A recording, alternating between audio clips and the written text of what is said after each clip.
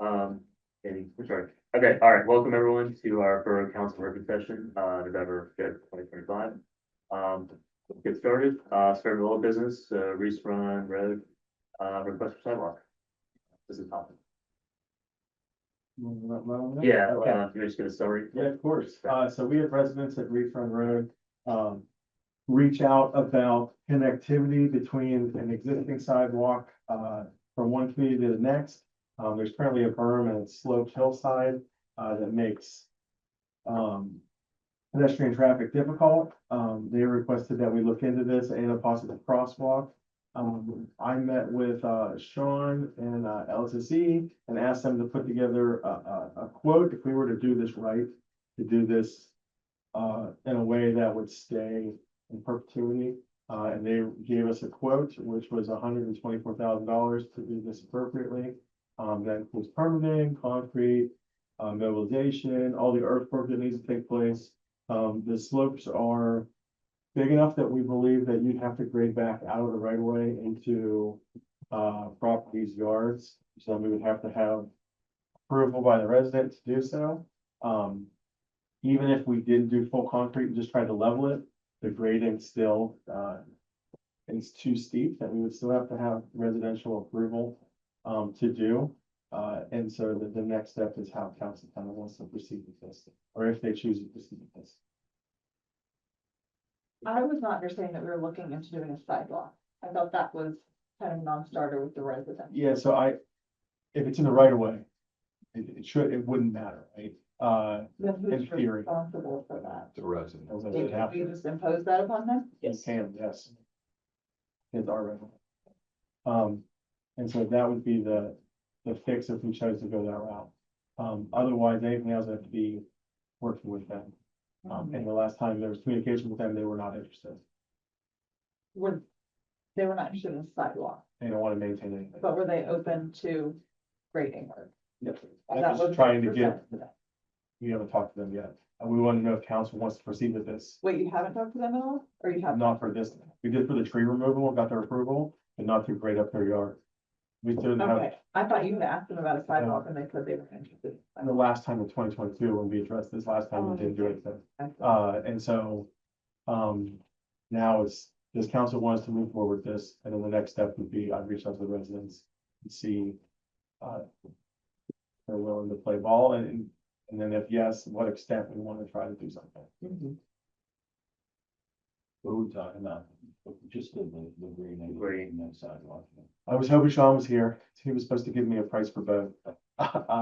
He's not, so that makes that a little bit. What would equate the grading versus, A sidewalk. Yeah, so I would I think you assume, would need that slope there, you would need to do some earthwork regardless. yeah, For sure. I think the quote we have put together includes like a cheek wall behind the sidewalk. That would be like a high curb to kind of act as like a pseudo hanging wall, if you want to hold much grading. yeah. But you'd still have to do some earthwork to get it flattened out and tie into that slope. I thought that cheap wall was, or that curb was along the road, because I've gone by that many times. I looked at it today again, just to be sure I had a clear picture. And the two sidewalks that come out now, didn't dead end, they both have a full depth curve. When you have a full curve on the road side, Plus a then cheap you have wall. a sidewalk, then it'd be another curve behind that. Kind of, you could tie the grade into, you wouldn't be as steep there. And then where that big knoll was that we saw, we'd have to put a retention wall there, because there's the utility poles, we have to support the ground. It's a lot more expensive than I was. Would it be a full scale retaining wall, or it could be a scale back? From my understanding. Because it's in the right way, you need permission from the right. Yeah. If we go past a right away. You'd still have to get you'd have to get a highway occupancy permit from PennDOT. That as well, yeah. You're within their right of way. Are we doing this in-house? That is a great question. Yeah. I didn't do it. Again. I don't think that touched anything. Come on, Roger. My fault. Looks like the ups just died, that's all. Is there any way practically to kind of level out that slope a little bit without a retaining wall? I mean, I know it's pretty steep.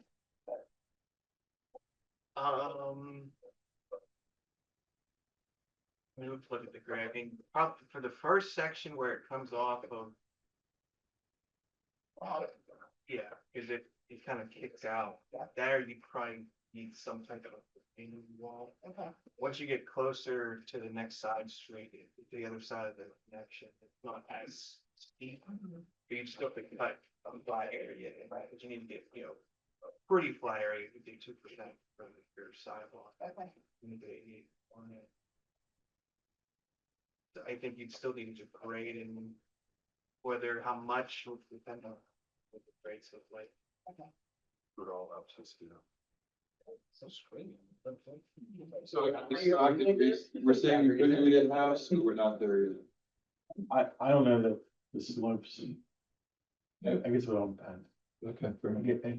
If they're willing to work with us and we can grade back deep into their yard, probably.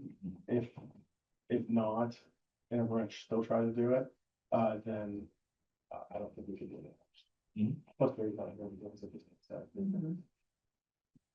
It'd be hard to not, in my unprofessional opinion, to not touch those yards. Just break it in that, right? When you think, You'd have to get in there and just to do it. and then you're talking about. Well, especially around those utilities, I mean. So I think what we looked at, because what we've done with other areas where, we call it a deep set curve, where it'd be like a typical curves, 18 inches tall, has 12 inches of berry, 6 inches of reveal. It'd be like a 22-inch curve, where you have like maybe 10-inch, reveal on top, so that would kind of give the grade. So it'd be a poured in place, curve essentially, so it wouldn't be a full wall, So talking about the curb on the backside. okay, will we do that and then not have a sidewalk? That would save some money, right? And maintenance. To just pave the area, or just have that and then Have the grade a wall flat and kind area. of grade it, yeah. Just tamp it I down. cannot imagine a resident would like that, but. But yeah, doesn't that avoid the sidewalk, because the sidewalk is a maintenance issue for the homeowner, right? Right. So if you just go with Laura, what you're going for. Kind of a trail, Brad. Yeah, could you Yeah. like throw some stuff Like down, that's like some- not like mulch, but something that's like it would be like a permeable surface, you don't have to If worry. you're in a PennDOT, getting an HOP, you might have ADA issues. They're gonna have their own standards. Yeah, they're not gonna let you just, If you're doing it for the purpose of a walkway, they're gonna want a walkway. Yeah. They're not gonna want something that Kind of have, pretends to be have a a walkway. rail. okay, Beach road also. Okay, but what if you're doing it for the purpose of not a walkway and it's a trail? Well, I mean, I don't know what purpose you could do that for unless you're making a bigger shoulder for some. I think it's stormwater control. If it's a permeable surface, then now you're guiding the water, the extra stormwater. They're gonna off look the at all road. the engineering and scratch their head and want a good reason. Don't like the water over there. It's eroding the hillside and it's getting into the street, and that's. You said you have examples from other communities that's happened. Yeah, I think we did a few of these type of areas in Pine. Okay. I think, can't remember the name of the road, but where the fire department is between 19 and 910. There's no. Yeah, there's one right by where that car wash is, but where the fire department. We did a sidewalk along there, we put a deep set curve in the whole, that's slow. And I mean, we had a similar situation in Moon, where they wanted a sidewalk, but they didn't want to maintain it, so the township ended up, they just widened the road, obviously it's a PennDOT road, so there's a little more variability there, so then it could be plowed instead of being maintained. But it was still kind of a walking lane. But it was like basically they widened the road to, 20 to 30 foot wide. They had 2 12-foot lanes and, walking shoulder, Shoulder is one, yeah. and they striped it, to make it a walking area. I think that's an option, So right? that was Yeah. their road, it wasn't PennDOT's road. Right. So That came up in the comprehensive plan discussion, like, that was actually a recommendation. If it's not feasible to sidewalk, right, or 24,000. The recommendation that came up in the meeting was to widen the shoulder. Mhm. I mean, That doesn't even go, that wouldn't be much to say, is that right? You'd still be, and you're gonna have to develop PennDOT standards as far as like the sub base and. You know, there's probably more Yeah. grading work involved in that. costs even more money.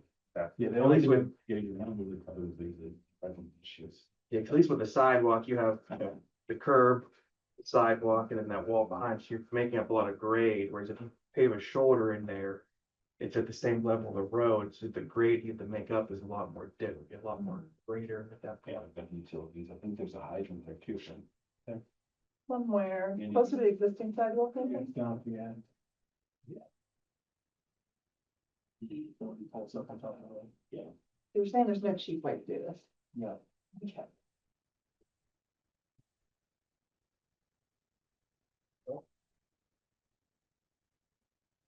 Did I? Are there grants we can pursue for this, or? I'm sure there's multi-level for PennDOT for activity. Yeah. We can pursue that. Yeah, summertime of 26. We can get out there. Can we take range?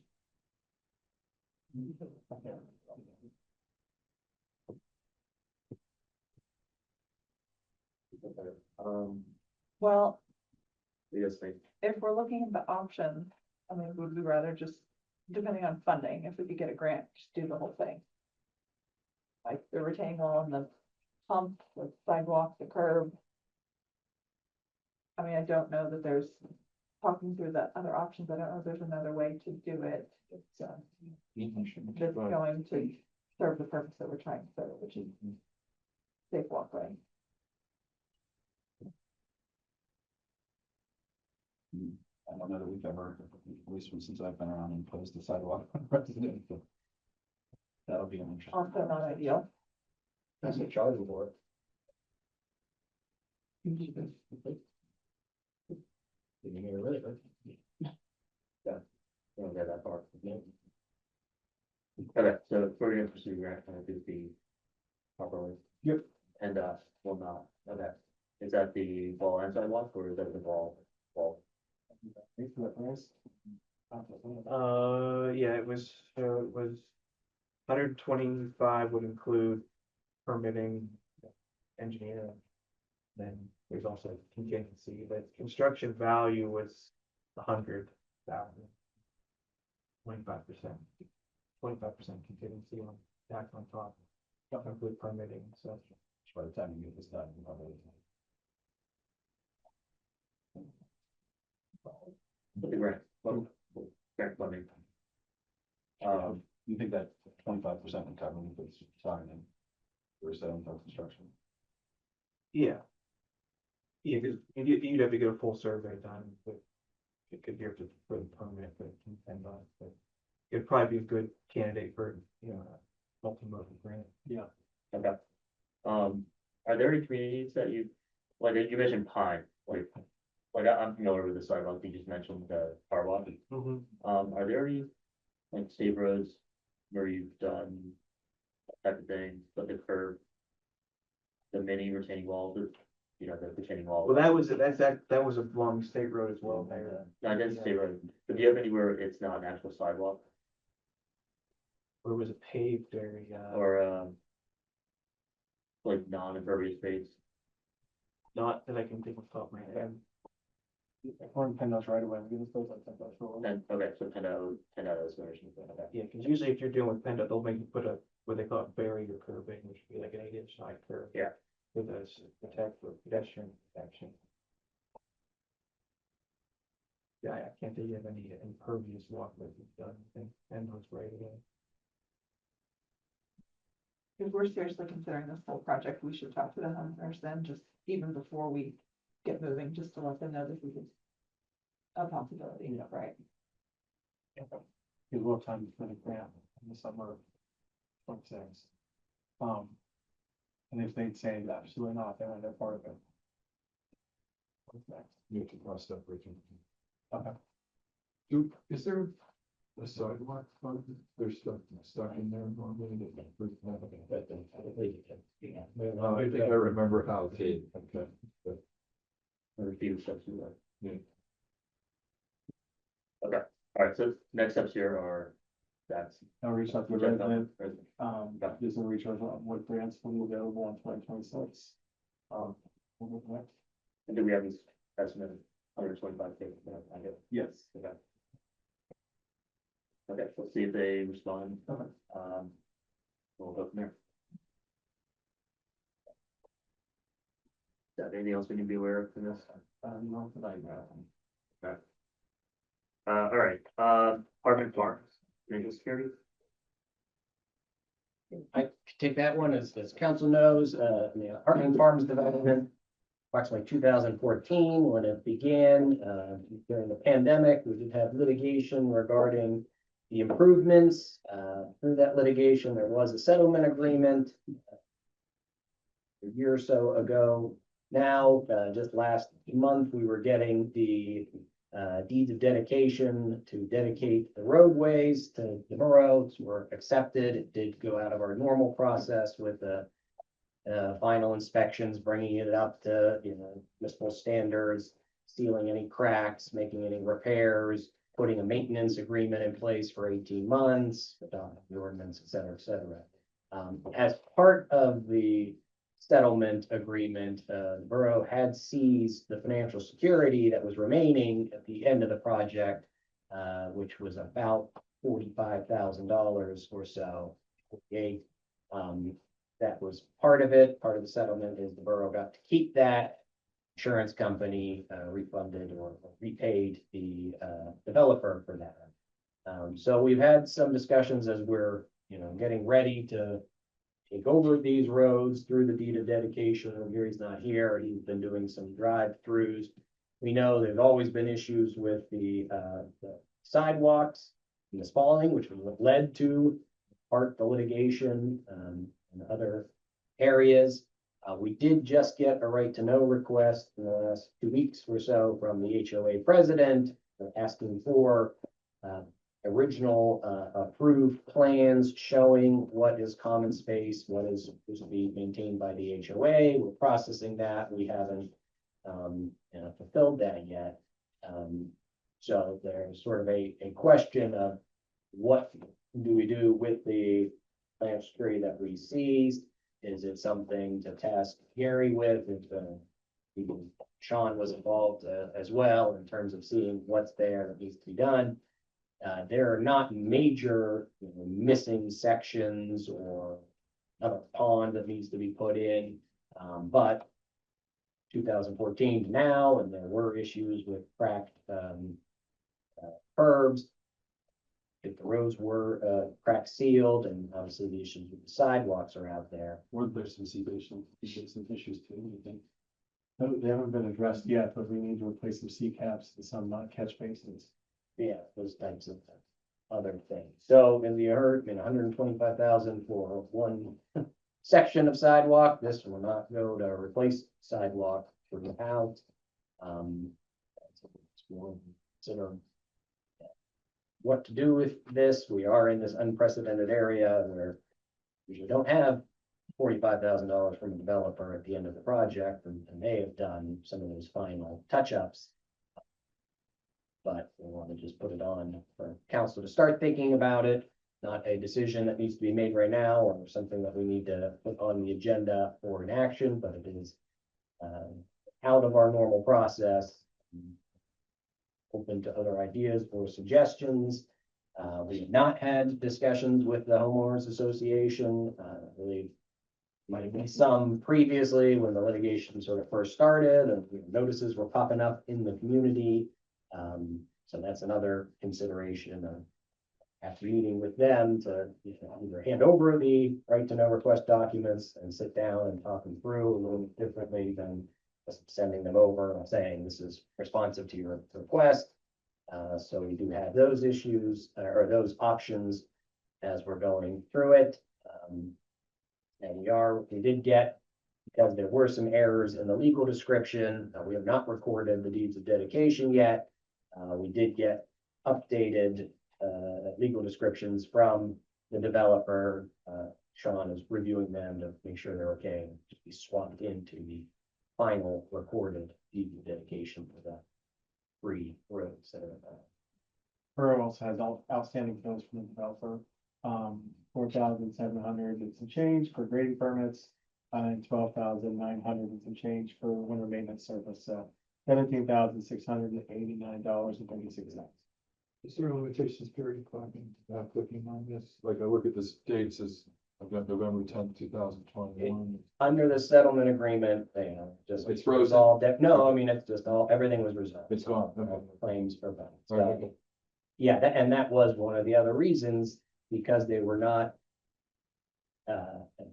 refunding their escrow payments or making these payments in a timely manner, telling us to go and do final inspections again when they hadn't done any more work.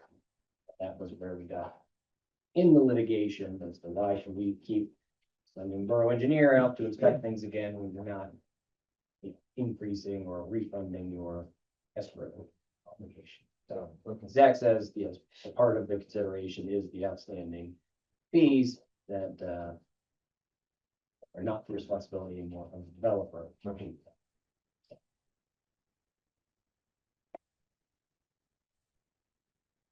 And so I guess the final thought is we're thinking of this because of that experience and some of the odd ways in which Hartman Farms was developed, improvement construction agreement rather than a developer's agreement, and bonding, and, you know, sort of the fees accruing but never, you know, coming to council's attention or doing one more step or starting to invoke, you know, in fact, they're in breach of the developer's agreement at that point.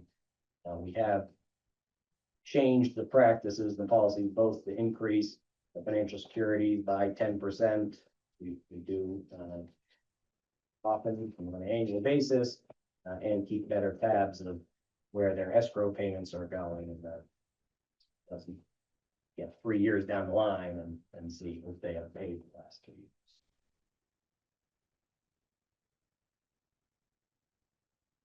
Do you want to file for collection before the 4-year term Yeah. expires on the contract? Or just treat it as a breach of the developer's agreement and cite the Yeah. section of the MPC Mhm. and take it to magistrate court and up to that point. Something like that. Is that? Yes. Yeah, there's nothing pressing, you know, as of right now. The funds are there. I do think, at least in terms of, because it sounds like the HOA has some questions as to what there was some level of the meeting with them. Either explain what happened in the litigation and the settlement, and, you know, if there is a plan, Gary's gonna get out there and there are some things that he can do on the streets, on the curbs and the catch basins, as we talked about, that would take some coordination. There's always been a discussion about the stormwater pond, which is way down below and tough to access. Ostensibly has been assigned and conveyed to the homeowners association. You've Other been maintaining it instances, for 3 years. yeah. Even though it's They should have their responsibility. It's not the one by you. There's one by me, there's 2 more down. Behind. Yeah, there's, like, my house is in the back, looking across the street, down. Yeah, we have to walk 340 yards then. Good attention. We, not every, we did at one point have sort of a policy that we would, because we could take it over, but there are some settlers law where, you know, we talk to them. Haven't been, and not very changed or otherwise, but it wasn't really everything. I think a meeting with the HOA would be a good idea. I know they had questions during the litigation, and kind of said, you can't say much. I don't think there's really updated in sense. If we do that, after having to maintain them, we're not gonna pay to access them too, are we? Yeah, there's an access road for that exact. Bumpy. But the maintenance is long-term expense. Some of these other ones, when we can't, we got the. Yeah. When then we can't even get it without paying somebody or what. Yeah. Not great.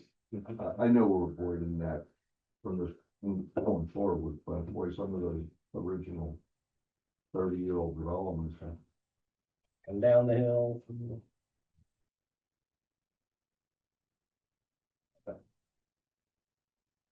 Who would meet with HOA? Happy to send them if you. Yeah. I want Or to. That's a great idea. Yeah, Looking at it. And if you'd like, We haven't, we don't do Zoom or something. Yeah, that's fine, with me. Whatever works. all right, next topic is the cityscape wireless commercial plan, discuss next phase. Last time we chose not to make a decision, Yeah. so we wanted to kind of review.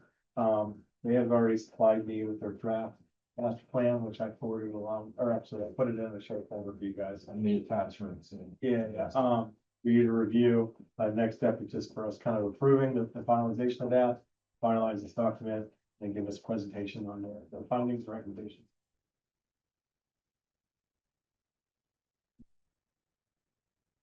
and we also talked during the presentation, and at least when they gave the verbal update, the considerations for the zoning ordinance and some restrictions that are in place right now.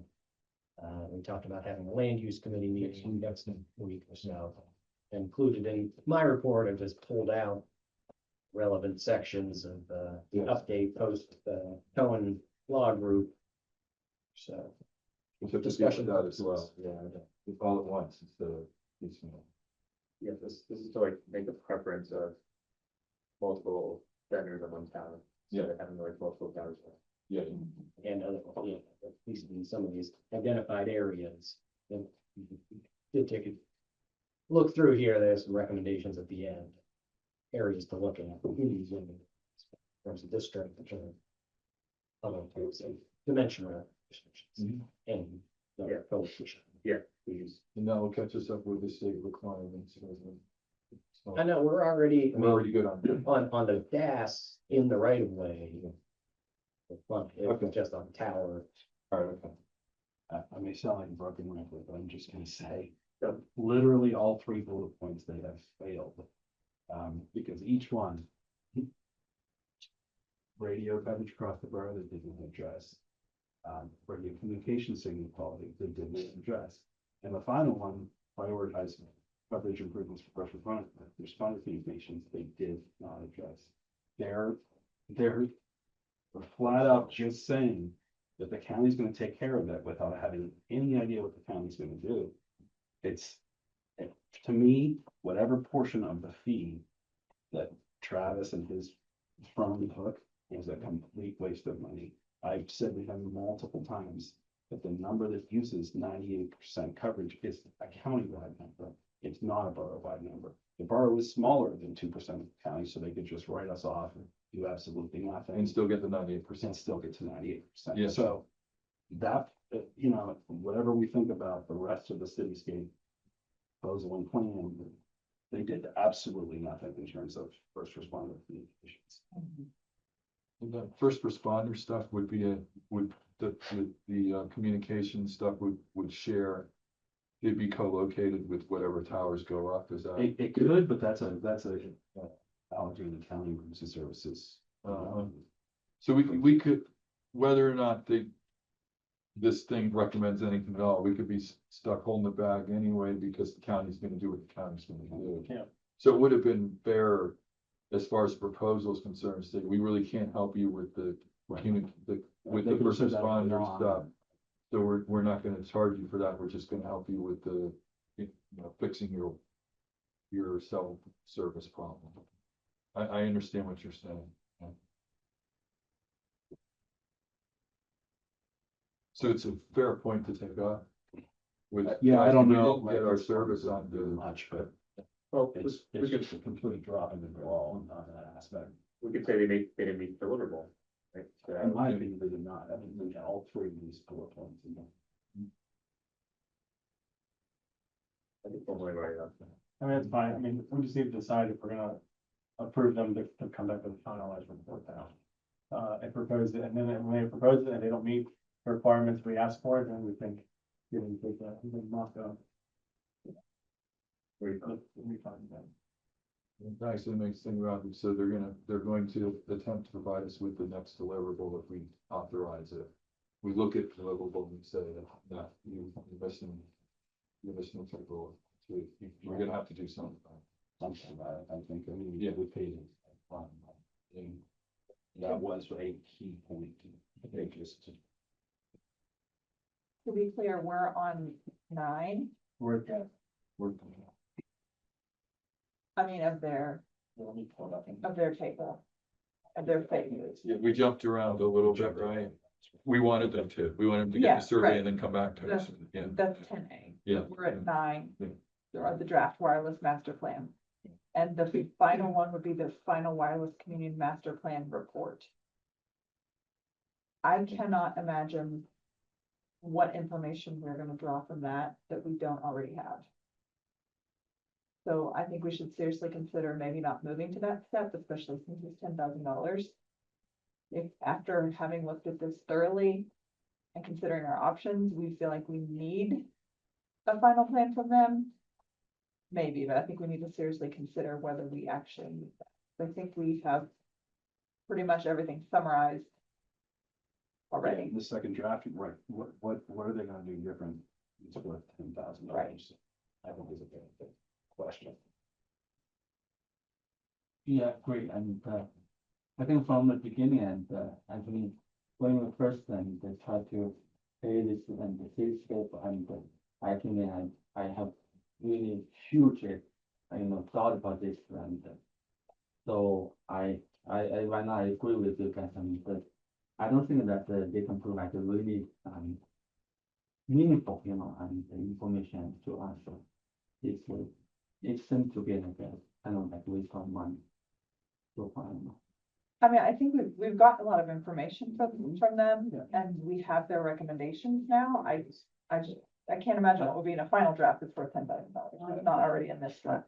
Right, we're not talking about them negotiating with tower companies or anything. Right. For that kind of, for that money, it's just to finalize. So take what we're looking at now and just finalize. Unless we're missing. I mean, unless you want to talk to them and see what. I can reach out and say, you know, Yeah, what would be we different? reviewed this, you know, your draft. And we're not hitting one of the key points, which was.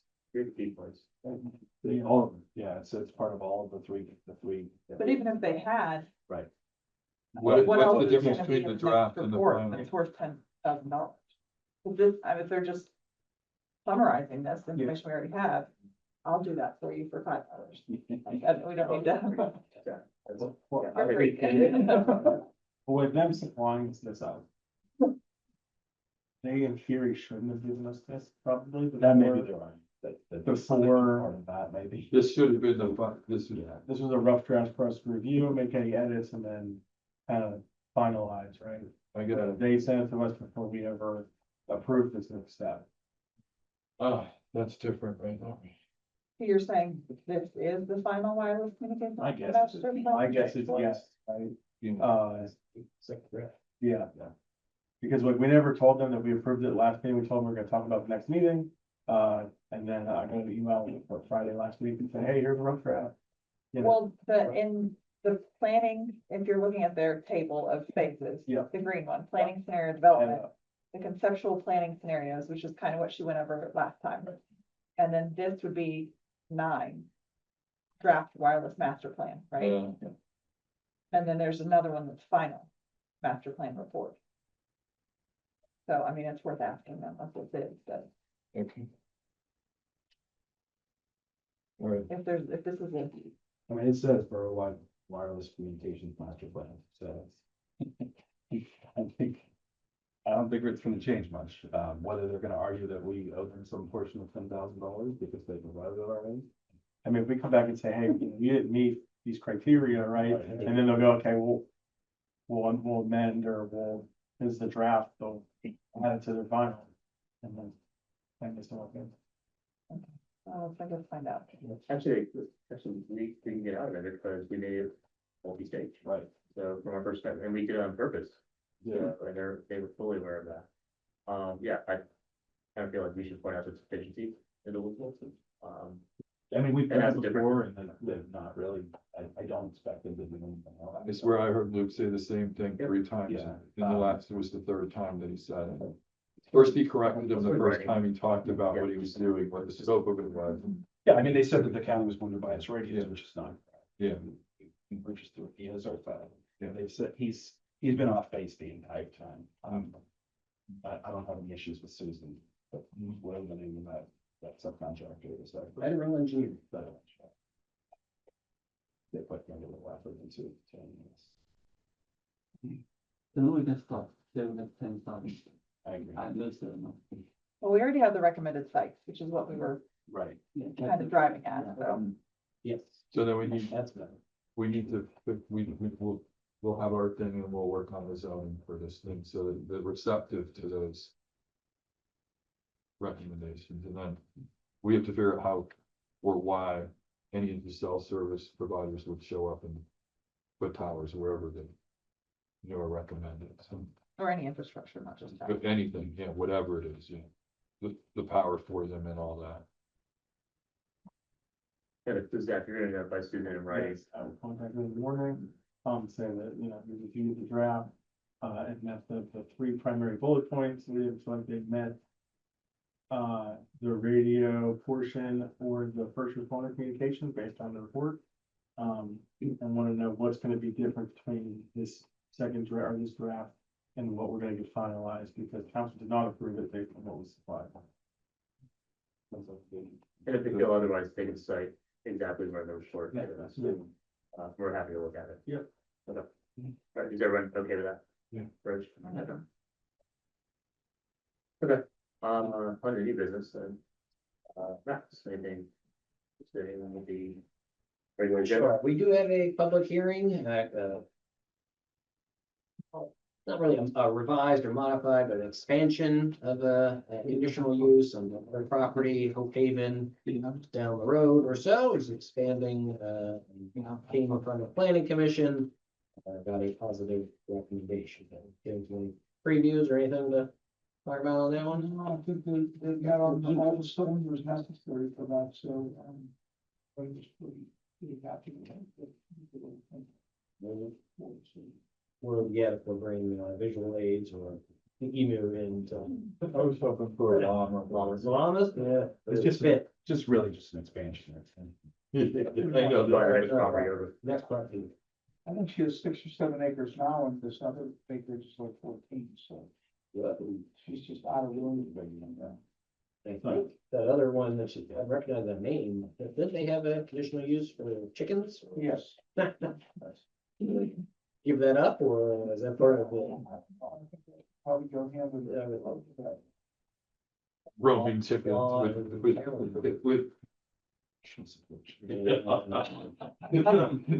Were you in the room for that? That was fantastic. They all have names too.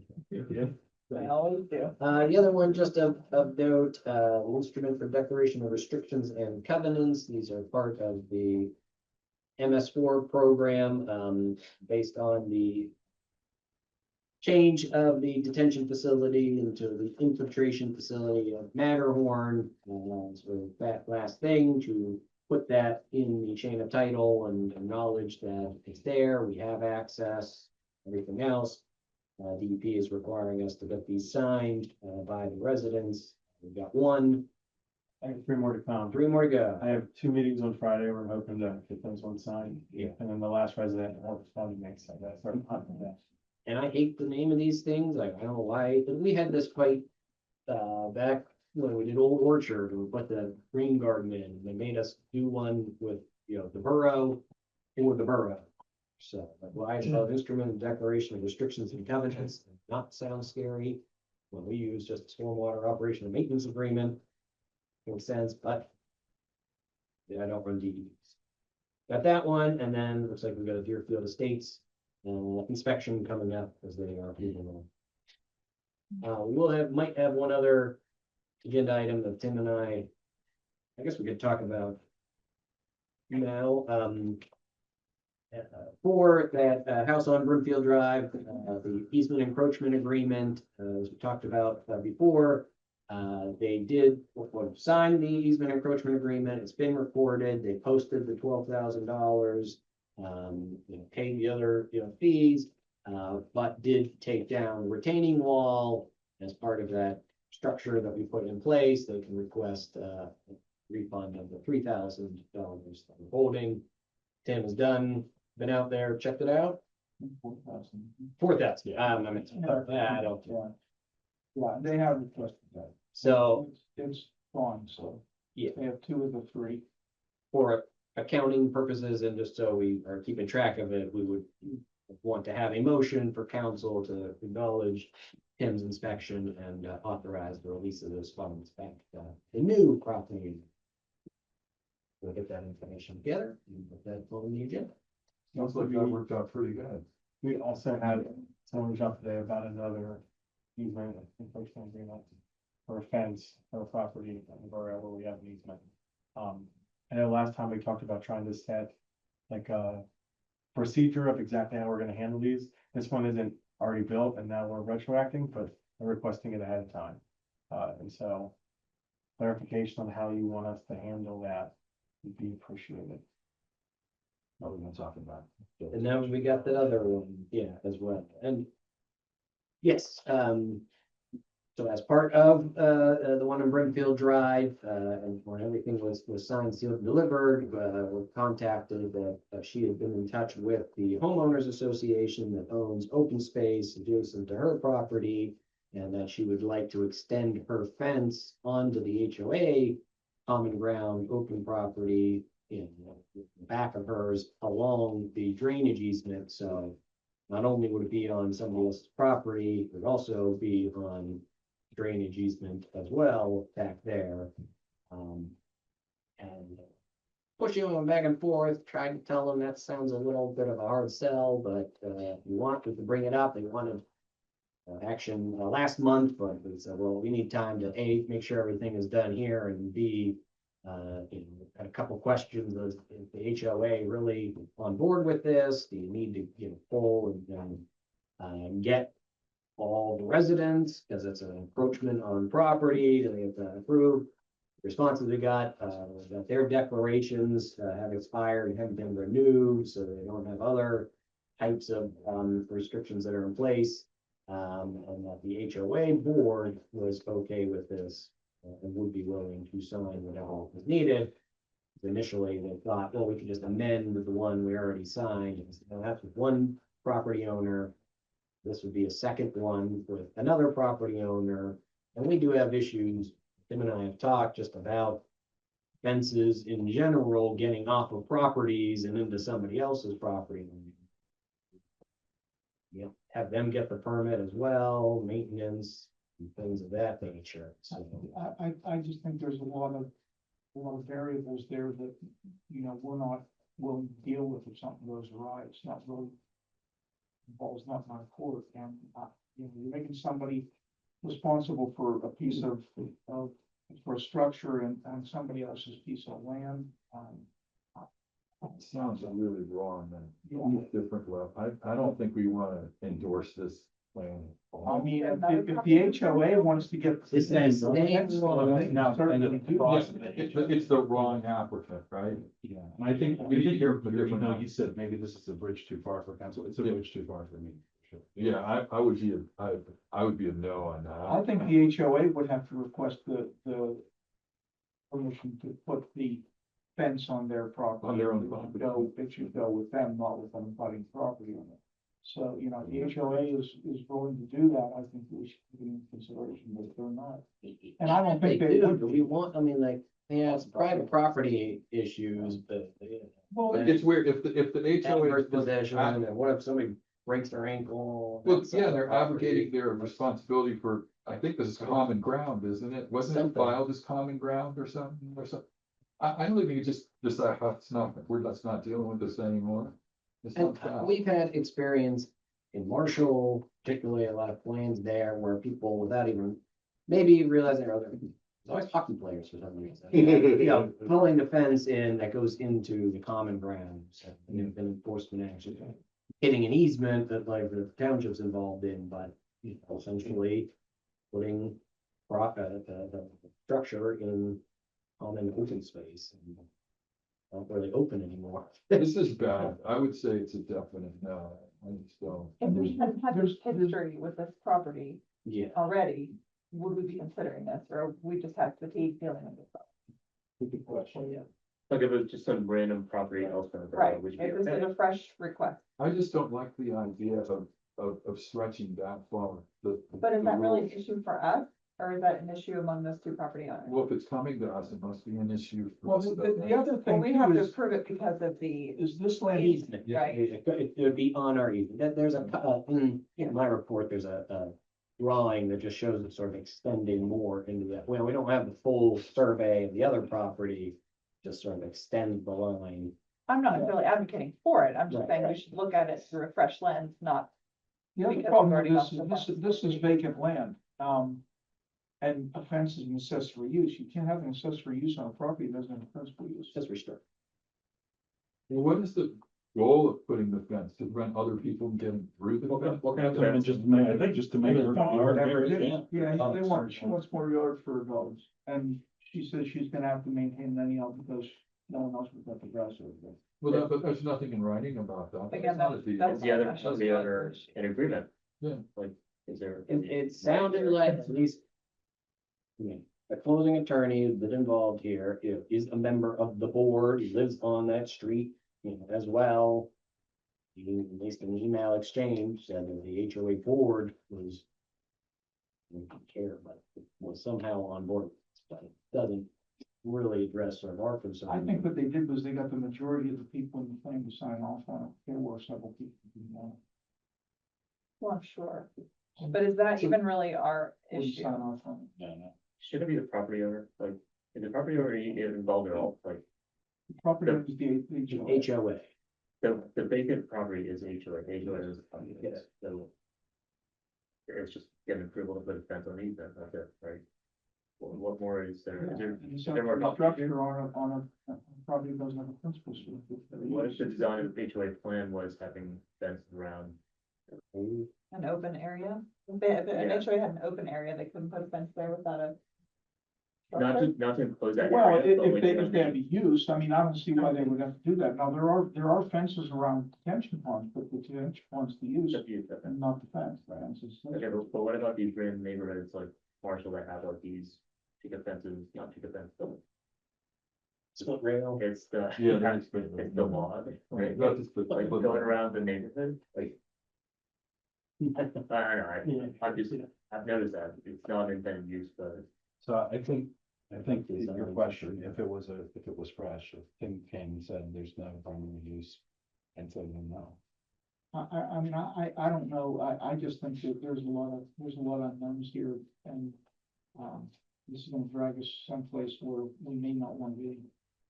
But the statement, oh, I have to maintain it because nobody else is going to, that doesn't go very far. No, it's vacant land, so. it Again, doesn't that's have an to be- issue Yeah. between her and HOA, Yeah, or the property. and that's our easement, so we have some liability if somebody tripping on the fence or impaling themselves on it or. Well, I mean, not, On it or.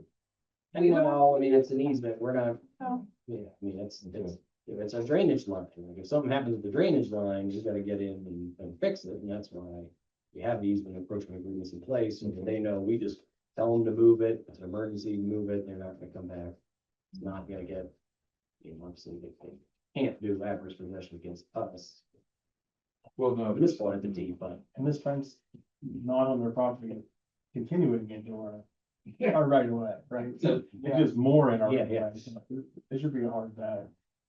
I just think it's wrong. If they were not going in the right way, not encroaching the easement, would it be pointless? Well, Probably. we wouldn't be involved in I didn't, I it. would know nothing about it. well, we get. a Well, fence it would go to permit. me Yeah, because we there's get a fence permit, and I would probably tell them no, because it's an accessory structure and there's no principal use in the property that the accessory to.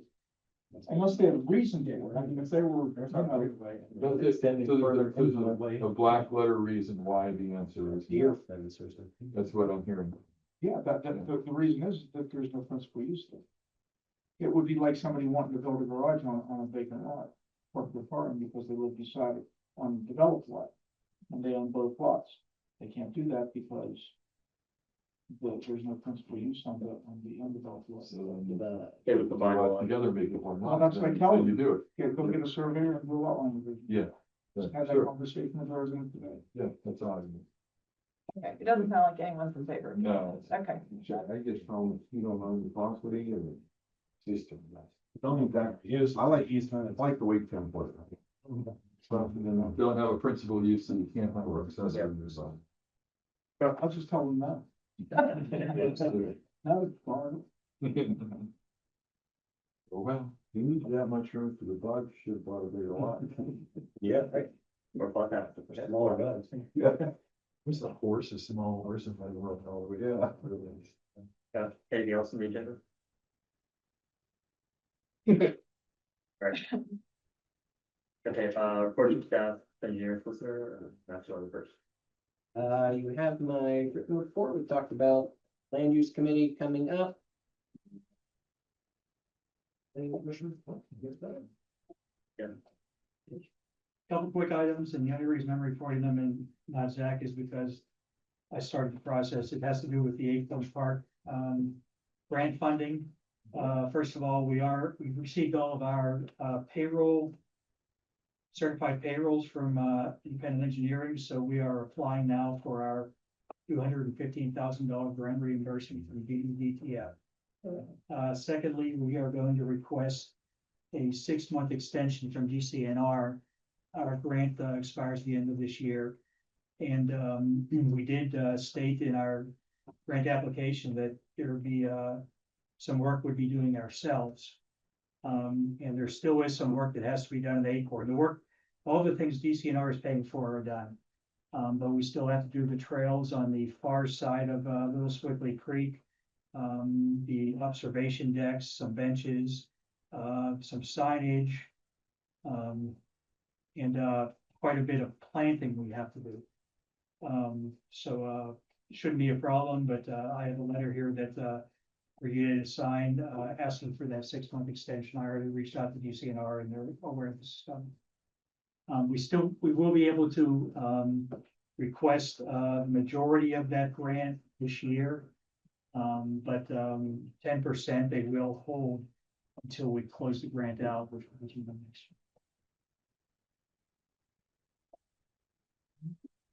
year. Any questions? Thanks. We have a zoning hearing board this month, for a consultation posted on Western Road. And there is no, applications for the planning commission this month. I talked about the rest of the stuff. Do you have any questions on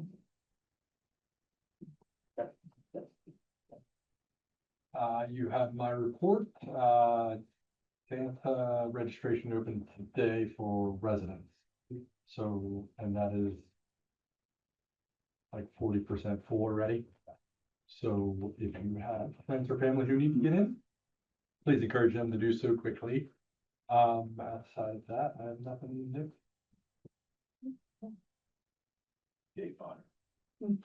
That's right. Sprinkles. My children on here. Yeah.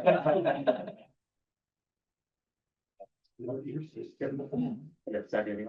That's it. Alright, on my report, the other thing I'll mention now, the parks is the football restrooms. You know, we've had problems stopping where we had one again, the Saturday morning of the playoff game. I ended up calling our plumber, as it was clogged. Since they were there, I had them camera scope it to see if there was an issue, and there is an issue right about 10 feet from the grinder pump. There's a belly in the pipe. That's where it's kind of getting clogged, it's probably 4 or 5 years ago, the last time it happened, but it's, now that we know that it's there, it's something we need to address. I didn't take care of it now because the restrooms, we close them down today for the winter, just because it's winter and we do have that issue, but by spring, before we open them up, we'll have to take care of that. The plumber gave me their price, for replacement. I was waiting to talk to Gary over winter for something about 40 feet from the building to the grinder pump. But it is a little deeper than, you need some shoring and different things. And look up here before we go to the plumber route, it was about 12,000 to replace that line. So that's something we'll have to address in the spring. Is that replacing the whole line or just that side? It'd be the whole line, because I mean, you could just do part of it, but, you know. It's, literally from the building to the grinder pump, so it's 40 feet, so, if you're replacing 20 feet. You're digging into the asphalt, into the parking lot anyway, so. And then when it comes to golf. I guess the biggest thing is the scholarship outing that we do. I had Donna give some numbers as to how each year has gone, when it comes to pricing, our overall at the end. We're putting out more and the return is less each year. Clubs are getting expensive when it comes to outings. We had a good turnout, but it wasn't a great turnout. So, into the future, I'm not sure if the golf itself can sustain funding the scholarship. You may try to, I don't know, if any other options are out there, to raise monies for the fund. Yeah, I mean, we're basically breaking even at this point on that players. themselves, Yeah, right? I mean, we brought in 20, well, overall with 25, we paid everything out, we ended up at the end of 10. So you paid out 15 and you brought in, That's mostly from sponsorships. that's mostly sponsors, you're not really making much off the golf, you're not really making anything off the golf itself. Other than the experience of the day and getting people there. But I'm not sure what other, options we have within the borough. If there's different events we can hold or something to help raise. So I kind of wanted to bring that to everybody's attention that each year it seems to be, we're fluctuating right around that 10,000. We're not really getting more in sponsorships. We fight hard to get what we get, so you really can't increase those. Either. So I don't want, we're coming to a crossroads with the work compared to what your return is for the golf outing itself. I wonder how many of the sponsors would be willing to just sponsor a scholarship. It's nice to have a community event always, but if it's that much work and not that much return, might be worth asking sponsors if they just give the money straight to the scholarship fund. I think some of that is the program. Yeah. Or stuff like For that. sure, yeah. Look like- Maybe do something not on a big scale, but Stuff in the newsletter and on the website about who sponsors. And when the it. scholarships are being Scholarship. presented, they can have Yeah. a nice publicity, thing right on, thanks to these sponsors, and they all show up and they hand out the scholarship to the different kids that won them.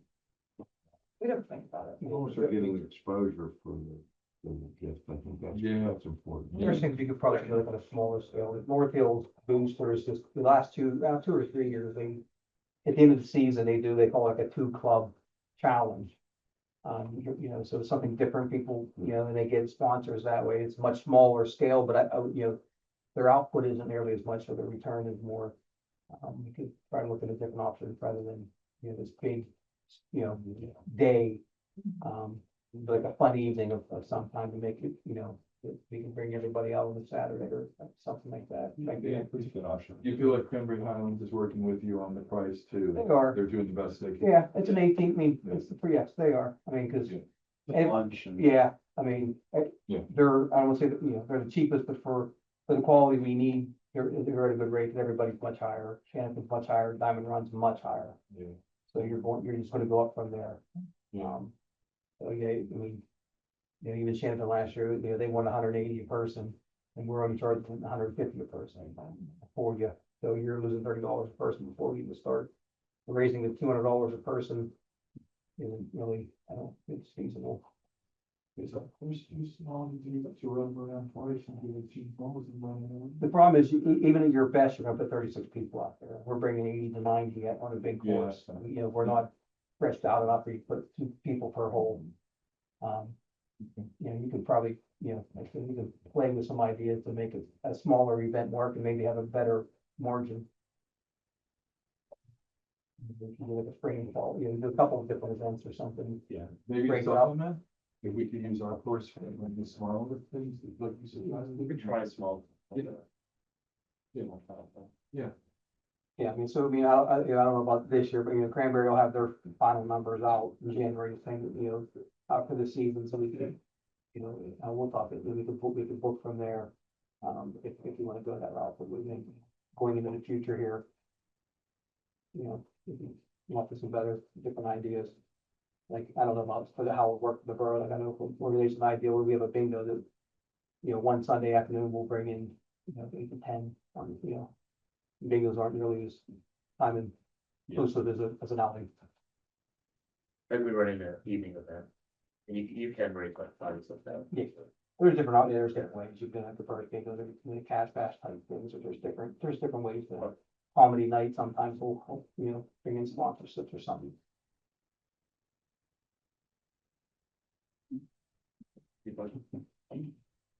Thank you. We started our report, update, we had a walkthrough today for, the Blueberry Park roof replacement. There's a few punch list items, on that one, we'll get the punch list item issue. And we'll also walk through it, the clubhouse renovations. Don't believe there's anything on that one, so we'll get a final payment for that, get that one closed out. You guys have the chief's report. The only thing I'd add is that on Tuesday, we completed the testing process for the hiring. And we started off with 25 applicants, 24 took the test. 16 moved on from there, did the PT. 14 moved on from that to the interview. 13 got interviewed and only 5 passed. So we're going to begin backgrounds moving forward. We have a meeting scheduled with the Civil Service Commission to certify the list. There are some decent candidates on that list. So that's kind of where we're at. We're still looking at a January 1 hiring. Yeah, to replace Officer Dunn, and then, you know, with the potential retirements in the next year, unknown what we would do. You know, if the backgrounds go the way that Chief and I envision, the top 2 candidates are exceptional candidates. And that would be, you know, I can't speak on behalf of him, and budgets are still off up in the air and all that, but there are 2 really great candidates that would be, when we trim some dead branches, they would be a good replacement and move the department forward very well. That's all I have. Here.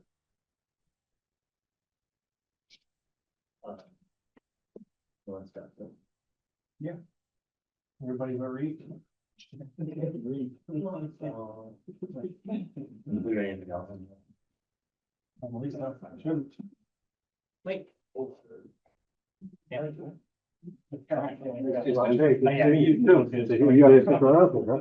don't have to, I'm debating whether I will. Good night. Actually, I won't, I'll be able to call it again.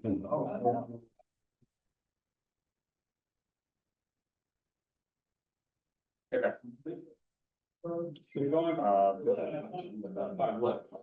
What is the next topic? You just let me in here. It might have.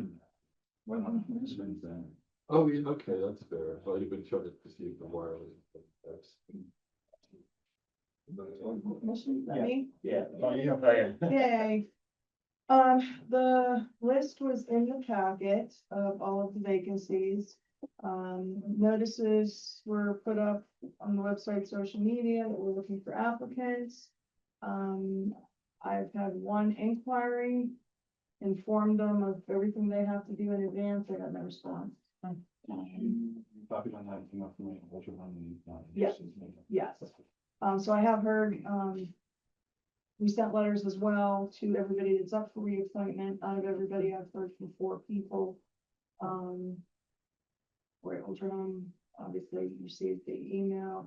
He's not interested in serving as a vacancy. And the only other person I've heard from is Elizabeth Vasco, the EAC, that she was no longer interested. And if you have some more information, but I'm waiting to see. Everybody's supposed to get back to me. I think it's the 14th or the 15th. I forget how the month falls. I think it's the 14th. So I will update the spreadsheet And we can discuss on the 19th, if we have any applicants and how we can proceed. Did you mention library? I did, and she's seen this place, she might be interested. Okay. I told her, Jason Simmons used to do it, that we were friends with to talk to, because she wouldn't know because I Gotcha. talked to him and. We have a line of potential library candidates. If I had some rate, we would have it. No. Not interested. And that's a 5-year term, right? Yes. Okay. Since I've been like the, on the planning commission for a while, so since we all have some new council member, maybe I'll pass that one to We can cover that. Yeah. No problem. It's a 4-year term. Yeah. That's right. Yeah. That was not 4 years. I know. 4 months, 4 years. Okay. Respectfully declined. Kathy, the Senator Robinson's office and Representative office staff, Give them their budget. they'll help promote it and so on. We've asked, Okay. sent that to them, so. Alright. It's in their hands. It, we're talking about home rule charter and everything else, but you had folks that volunteered to be on the different study commissions, maybe we reach out to them just to say, hey, thanks for your interest. Here's another way to help. Yeah, Yeah. exactly. That would be great. Maine, I would like to, if those people are willing, or others, to sort of form a government study commission without the home rule charter piece. But if we have people willing to take the time to kind of look it over, might be something, an opportunity we should take advantage of. I'm ignoring the look on your face. And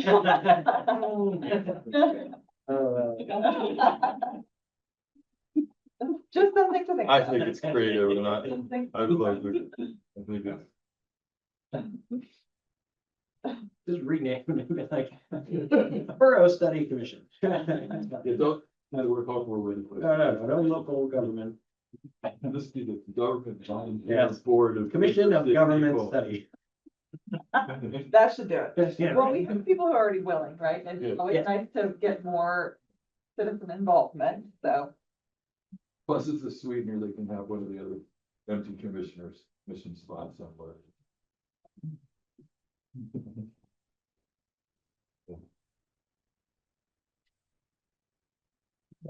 Anything else on this? I wanted to ask, so, the TAP. And that was the other thing, Zach and I had briefly talked about, I mean, we still have them, nobody is up this year. But they haven't met in probably at least a year, we haven't had anything, and we can maybe speak to that. We haven't had anything, so the question is, we don't have to decide it this year. But, next year, when you have terms expiring, is it something we can take in to appoint people when there's no meetings with purpose? They by attrition. Right. Has to a resolution to create it, because it was a little different, with no standing going down to what people. That'd be council's decision. Ah, Yeah, I mean, there's a lot of. Somebody did, we can just rename it. But is there something that we could use while we're looking at the wireless infrastructure? I mean, are these people that, So I was wondering. Yeah, that's what it started. Is anybody on the pack? But we were at the point now where they were looking at the website design, that's really not. If they had. right? Website design is not a PAC. It's like programming. Use of I took a data. couple cracks at it, sent different ideas, so. Do you wanna? They had looked at it and, for starting council, I saw some more documents they were sending, you just. Moving on, tailored, kind of, you guys saw differently. Yeah. That's right, that's. Yeah. What was the original purpose So of that? McCandless had one, and then we were talking about all this wireless stuff, so we thought, maybe let's try it. And they kind of ran with it at first, and also they looked at social media and stuff. Made recommendations, but really, Security, they looked at the security Yeah. protocol for the. really hasn't been any other topics that. So. I'd like us getting busy work and really, I mean, not because people are too good, just Right, they're very. busy work. Yeah, that's not, Some good people.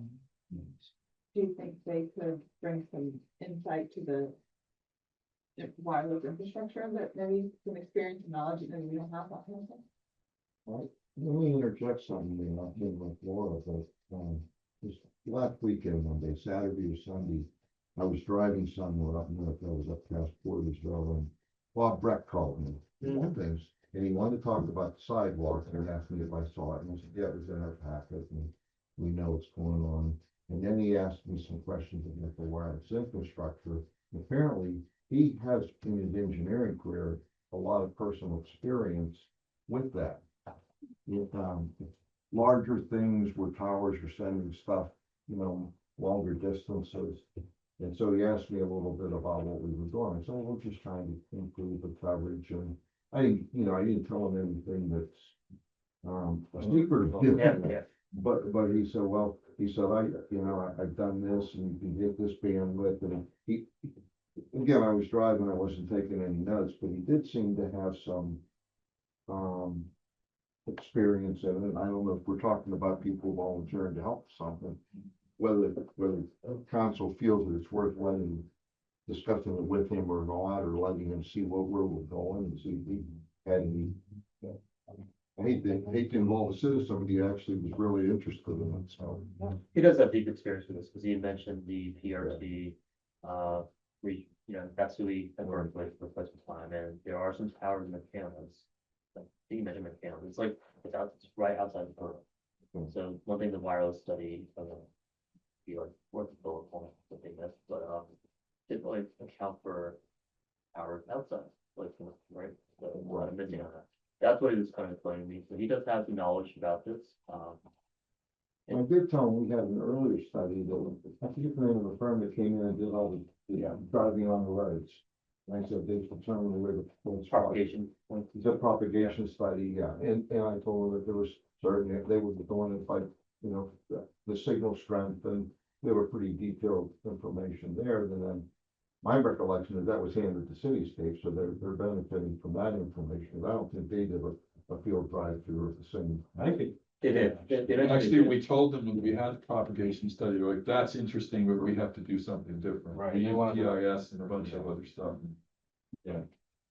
So he said, well, if you want somebody to take a peek at this, he volunteered, and I said, well, I should have done an email over the weekend, but I think it was Sunday in the afternoon or something, I was driving somewhere. And he was very cordial about it. So, He's volunteered, not specific task or anything, but I do not see a issue with the city with volunteering to assist the borough.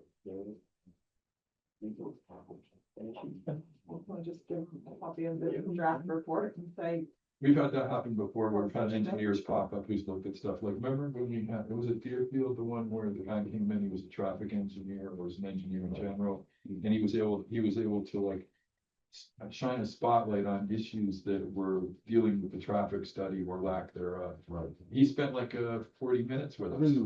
Yeah. Yep, is it with Trans Associates or something? I forget what firm he was with. Remember he referred to another. Yeah, he was very familiar, he was definitely. I remember the conversation. Yeah, I do too, and he was here, and he was talking to us. But anyway, for what it's worth, if the council's interested in that, then you wanna talk to Bob a little bit more about that. He did seem like he had some pertinent knowledge about it. Yeah, powers, and I said, well, I told him our concern is trying to get coverage at a certain level throughout the majority of the borough. I mean, that's really what we're doing, and then that's where we've got the EMS, we've got the county, we've got all the emergency services in addition to the cellular. And the thing is, we're constrained by that line of sight because we're so hilly and we've got valleys and whatever. I think he was here when Cityscape did that. I think he was in the audience, I mean, the presentation. Yeah. So something the council feel that if they want to share a draft or any information with them, might be a good idea. Something for me. I mean, if you have a draft report, it's a right to know request, but if it's been distributed to all council and discussed in a public meeting, who's gonna have it? Public And document. uses its draft. Yeah. You know, at least on the right to know. Yeah, I don't want to be not above board with it. Here you go. Yeah. Here you go. Okay. Yeah, no problem. I'll talk about it, actually. I'm not sure how some questions about our discussion earlier. Yeah. But I'll invite you this, well, I think we're doing it. He had already mentioned some of those points that is definitely valid points. Yeah. Okay. That was kind of in the context. Yeah. With what you were talking about, where I didn't get it. Okay. Is there anything else on this topic or? All right, yes, spread word. We're asking folks about library board, so that's good. Nobody might have it. All right, managers report discussion. Yeah, so I'll just give you guys an update on the Montgomery Road Stormwater Project. The original drawing, we couldn't, complete that before we bid out, because of conflict in utilities. We had a redesign, and the contractor came back with a requested, change order of $241,000, which we denied. And started working with them to try to complete just the upper section, and leave the lower section where there's conflict alone. Was waiting to try to get those original figures back. The upper section bid out originally at 134,000. What I gave you guys, I got a confirmed number today, so that number isn't correct. Yeah, so it was 134,565. Contractor, submitted a revised pricing, because they can't bulk buy materials anymore. And so that price went up to 148, 562, so an increase, of around 13,000. And so for us to move forward, I need a letter from council accepting that new price. We're working with the county right now we think they might be willing to pay more than the 65% that they had originally committed because with the grant, because the scope is kind of fallen back. But even with the scope falling back, the most that we would pay would be 51,000 instead of the 110. If it's still a 65-35 split. So I think it's worth going forward with, and this should address the problems that we've experienced there. So likely it'll be on the next agenda for you guys to approve the new revised price. Why is the lower, almost double or $100,000 more? Because we were putting in, we have 36-inch pipe right now, and the engineer wants to put in 48-inch pipe. And whenever you put it down the middle of the road, now you have to remove all the material.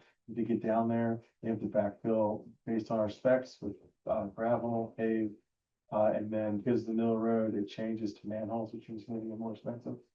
And so all those combinations, plus they were frustrated, and I think there was a little bit of Heavy pen. yeah, exactly. And so, that price is just something we're not willing to entertain.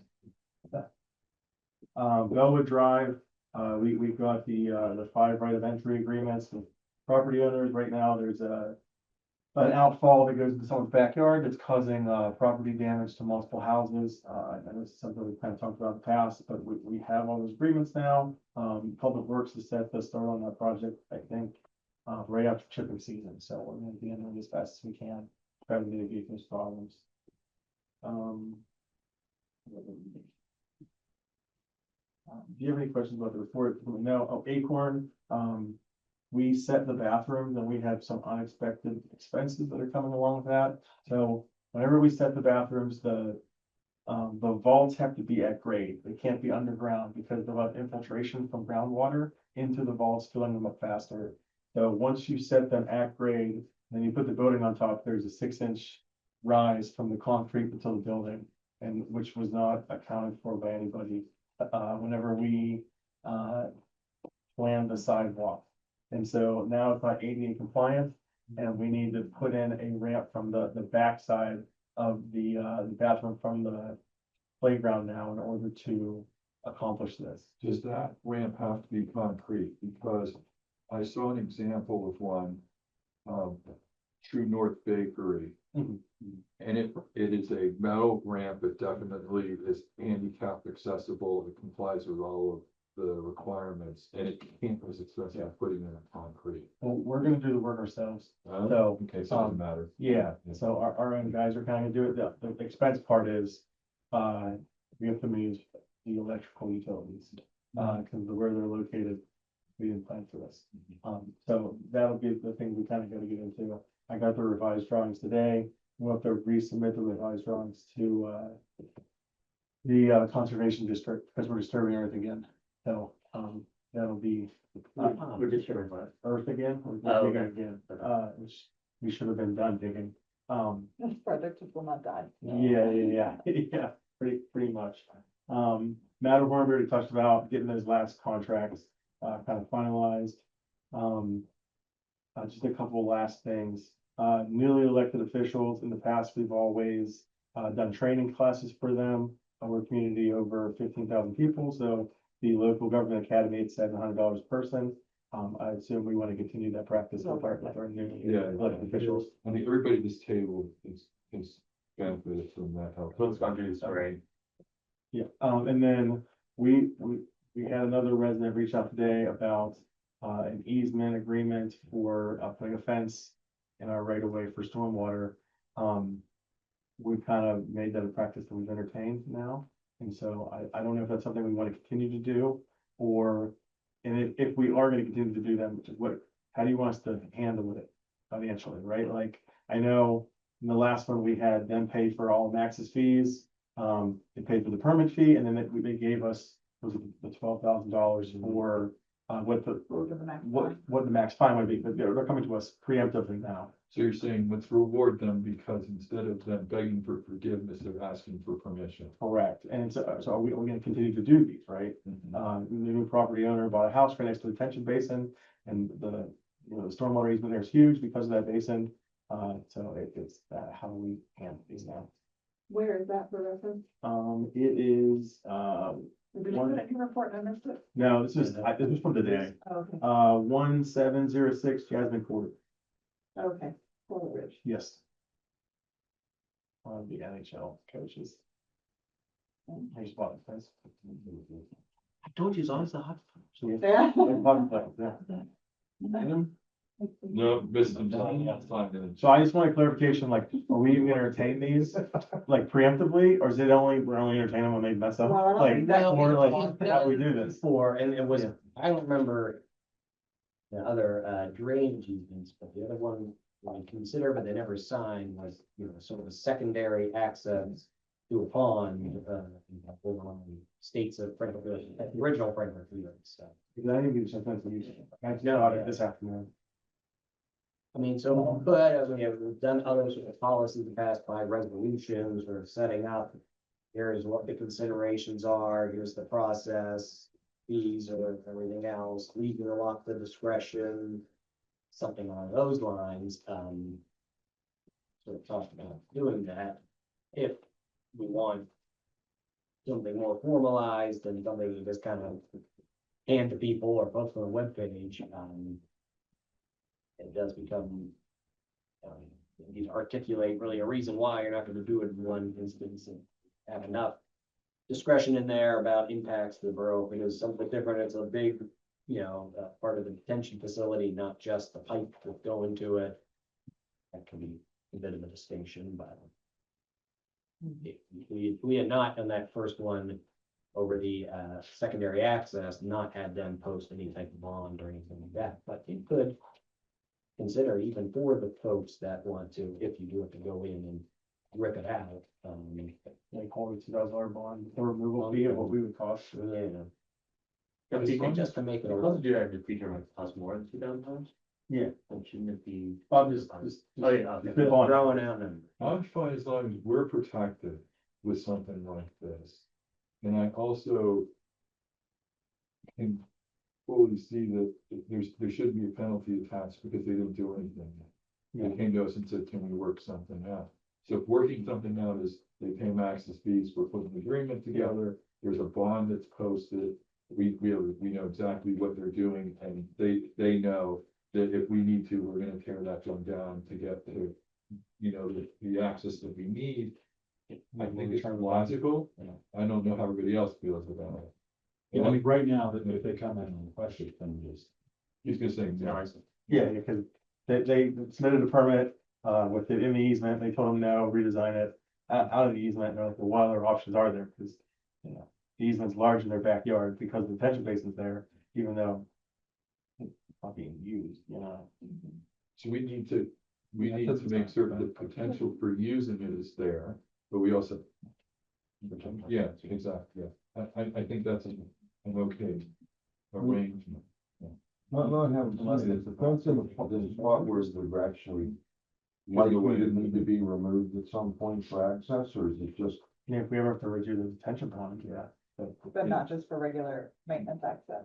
What I'd kind have of, to check. my thought would be, hey, you wanna put it up, we'll allow you to sign an agreement. Like I said. Because we have to come in, we have to come in and remove it, you gotta replace it. I'm not gonna. We're just gonna tear it down, because we don't. Yeah, We're just gonna. Right. Right. If you're in there rebuilding the thing, couple scoops with a bucket, it's gone. But they would have to put it back up, and so they're putting it, they're at risk at that. The agreement we put all their stuff at risk and none of our taxpayers' money. It would be all on them, I think you including, can do that without a bond, though, I mean, if you're just gonna say, if we had this, yeah, that's what I'm getting. Yeah. Yeah, you have to pay, you have to pay any cost for it to do to us, but. Yeah. Pay max is. same access for putting the agreement together, so it doesn't cost us a penny Yeah, anyway. I think that's fair. Yeah. Other than just holding on to it forever, you track it or something. That's what was the first thing, last year, we just pulled it forever, just in case. Well, we are in the other case, right, for holding Yeah. the Well, ball. that's- Yeah, That's That's we're different. funding a third, but. Yeah. Yeah, I still think that, Yeah. I think that was a different arrangement again. no, I agree, but at the end of the day, it's still holding bond money that we may or may not have to return at some point. The result on our part is the same. You allowed to earn interest on that. We do, right, because that's what we're doing on the, that property, that detention manhole and the other thing. It's all over the place. I think then. we should, as long as we're earning interest on it, it's all good. Yeah, I think maybe just an escalator retirement day.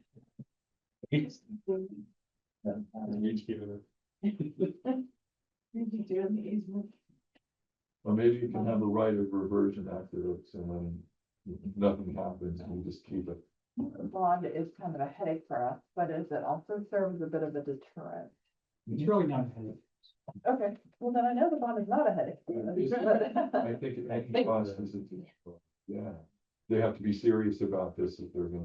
if this is what they're- I know there's no infraction, for lack of a better word. They Right. haven't done it yet. Yeah. But Yeah. in general, we probably don't want to do these very often, so maybe a bit of a deterrent is not a bad idea. No, I agree. I Would don't the know bond, how rare. would the bond just be the maximum, the typical standard, whatever that was, 12,000? Mhm. Now we're punishing him. Who did the right thing compared to the person who did the wrong thing. Right, Which I didn't want to do, I want to encourage somebody to ask for permission and not Right. just do whatever they want. So- yeah, you want them to ask for permission, but you also don't want to be in a situation, but I realize, I mean, they are gonna have to pay for access. yeah, yeah, Retail rate. yeah, that's true, maybe that is. Had to work with me as punishment. Oh, man. Yeah, I mean, if I wanted to put a fence in and you told me I had to. Yeah. Pay max, I said, I'll just keep the fence. You shake it Come lightly. over and. Check it out, but serve mac lunch. Yeah, right. This is a special hourly rate just for you. That, I'm arguing against myself here now, but I don't know that a bond is really a deterrent community-wide or just for that individual applicant. I think it just depends on their price. Yeah, there's gonna be sensitivity. an economic, Yeah. Based on their price sensitivity, which you can't predict. percentage of their assessed value. I mean, a bond might just be. I don't know how much these fences cost, are they, how much the fence, how much would this fence cost, like $10,000? The replacement cost. So of what the kind of fence. expense? 25 or 30. Okay, so the bond will be like Right, half the cost. Right, of yeah. that. Well, no, aren't there bonds you buy that are on like a percentage of the face value of what Yeah, you're insured? that- It's an insurance policy, Yeah, so This I is might the insure cash. for 20,000, it might cost me. Yeah. It might cost me, I don't know, 500 a Yeah. year. No. It's continuous. 100,000. We just do a cash flow. Yeah, We're right, okay. or enough financial. I'm used to the surety bonds where it's posted in federal courts, and like, here's your $5,000 bond, how much is it gonna cost? $100 a year. Yeah. That's All fine. right, so what do we do? Consensus, yeah. Where do you all feel? It sounds like people are willing to do it, and the question is, how do we secure the boroughs and the taxpayers' interest in protect them? Well, I mean, at least for this one, Gary, look at it, think about it, is it going to be feasible in the other one? Yeah. Yeah, First, I gotta so- check with our people. Yeah. Don't make a decision yet, let's just. Well, I just want like a Well, direction. procedural, Yeah, formula. like, hey, in the future, people come to us ahead of time and go, hey, we wanna do a fence, doesn't impact anything, right? But it is in the right way. Our guy goes out and he gives us a field report. Yeah. With recommendations, and then we take the field report back and we figure out, is this feasible? Yeah. Can we protect all of our interests and? If it's feasible, but if the amount is speed. Yeah, Yeah, cause I mean, I just need to get back to the guy, so like, I need to tell him what we're gonna expect, right? Yeah. If he wants to continue with this, right? So do I tell him, hey, you know, you're gonna have to pay for the lawyer's legal fees, and sending our plus guy a out. bond, but what is that number? What What's about- that like? Like, should we defer the cost of sending Gary out or his guys out to do it too? Should there be a? They're gonna go over all application fees? Yes. Yeah, I think that's a better idea, an Yeah. application fee, Yeah. a Max fee. I like that. And there's no guarantee you're gonna get it. We're just gonna Right. investigate and we'll let you know if it's possible and how much it'll cost to get it done. Just make sure you have a standard set, because if it is denied, you can say, it's not ours, Yeah. maybe like $1,000 for Would a that, application. would that need to be a, So some type, Yeah. at least a little Yeah, at more this point, formalized. we're creating a procedure, but Yeah. where are we formalized? With some process, Yeah. yeah. It's And they good. would only pay the initial fee until we say, okay, we can go forward, and then. they would Yep. do it. But the one where they already did it, and they're asking for forgiveness, that doesn't need to have a process per se, because that's you're resolving that private, you're resolving that issue that could be there. We're resolving to happen fast. Yeah, that's different, yeah. So that's a fact. Into, fact, but it's factually based, and every case is different. When you come to me after you've done something and you say, I want to resolve it, that's different than this case, which now you're setting up a formal process. Okay, so what are we doing here? What do we want to do Hey, here? We but- want to wait for the report to come back, and then, like, do you want to tell the person I that need to tell him something. this is where Yeah. we're heading? I mean, I don't think we could charge him an application fee because we don't have that. No, we haven't. Yeah, there's no application. Right. But we can say, this is, we're gonna, Temporary fee. we know, you figure out how much Gary would charge for his time, and that's the first thing, right? We need a field Here's more report. back yet, So so. we, like, can we just say, there's an inquiry fee, we just made it up, don't try to find it on our website, but, yeah. But there is no inquiry fee. There's no inquiry application. Do we just say that we're gonna tell them we want You an can- inquiry fee though? It's on, it's good. I mean, you can ask, like the borough engineer, and they'll be charging you an hourly fee rather than breaking down that. I mean, At least be something that, they're okay, here, you're gonna, That's common. just you're gonna reimburse for that. Okay. I mean, you have Gary still involved, or, so that's another way to. Kind of like that, Yeah. it seems more formal too, doesn't it? We have to send the engineer out, we have to pay for the engineering So fees for the. we're gonna tell this resident that the next step is, we'll investigate this, but before we do, here's a fee that you have to pay. Mhm. Am I understanding that correctly? Fees schedule. I think they would just have to. Reimbursed. Number one, we gotta reimburse the engineer if we go forward, we have to pay the legal fees. Well, let's do What that. happens if we do all this ahead of time, and we wrote a bill with LSC, and he goes, actually, I'm good.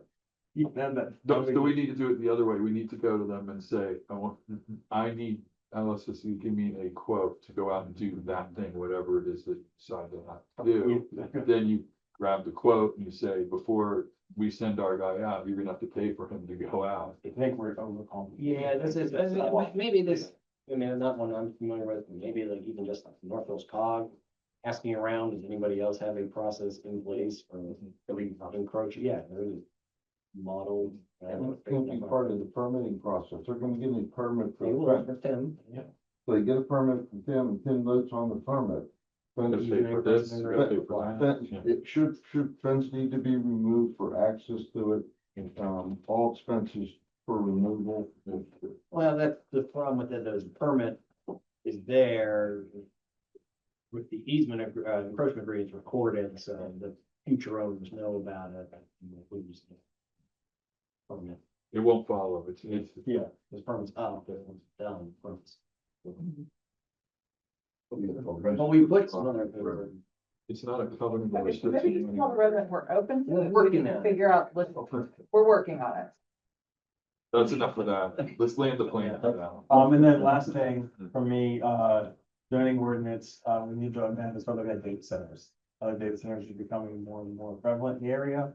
We don't have anything in our ordinance, any regulations right now, so we probably need to get ahead of that, before we kind of get impacted. I don't believe Max can help us on that. So, yeah, we have, because of our energy practice, we've always had the oil and gas, business conflict.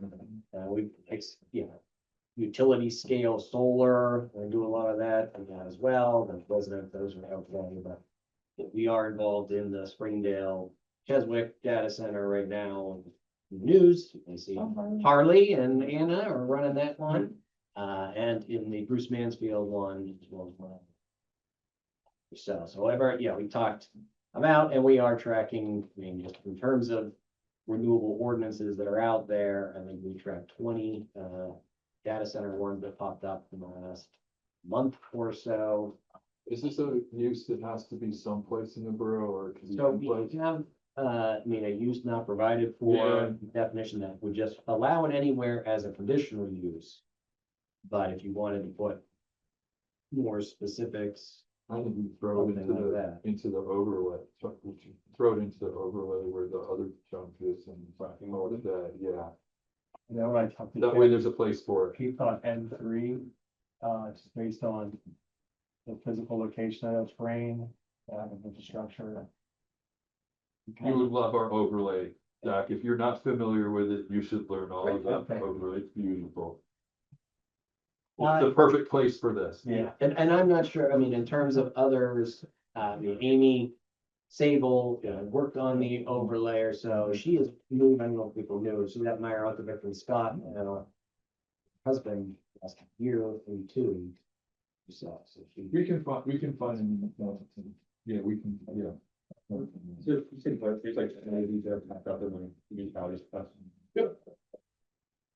We have to provide a place that they could be, or they could be. Do we have to provide a place one? Yeah. I mean, because you have a use not provided for provision, yours is a bit different than others. Some use not provided, sorry, as it is, it has to go in the M3 as conditional use. But ours has just been anywhere as conditional use. The last one we had was the party house. Yeah. That came through that process. But I think we want to put it someplace in particular, someplace that's already zoned like this, so. But we can get an independent council to work on that easily. That's not a problem. Feel free. Oh, no.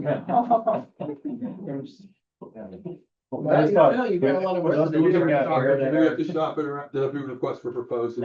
No, okay, no, we can find. You can, but you. But I'm also looking at the southbound here, might be easy to go hand in hand to try to do both. Yeah. I have a couple I of can- mine, I'll put. We We can represent Crown Castle.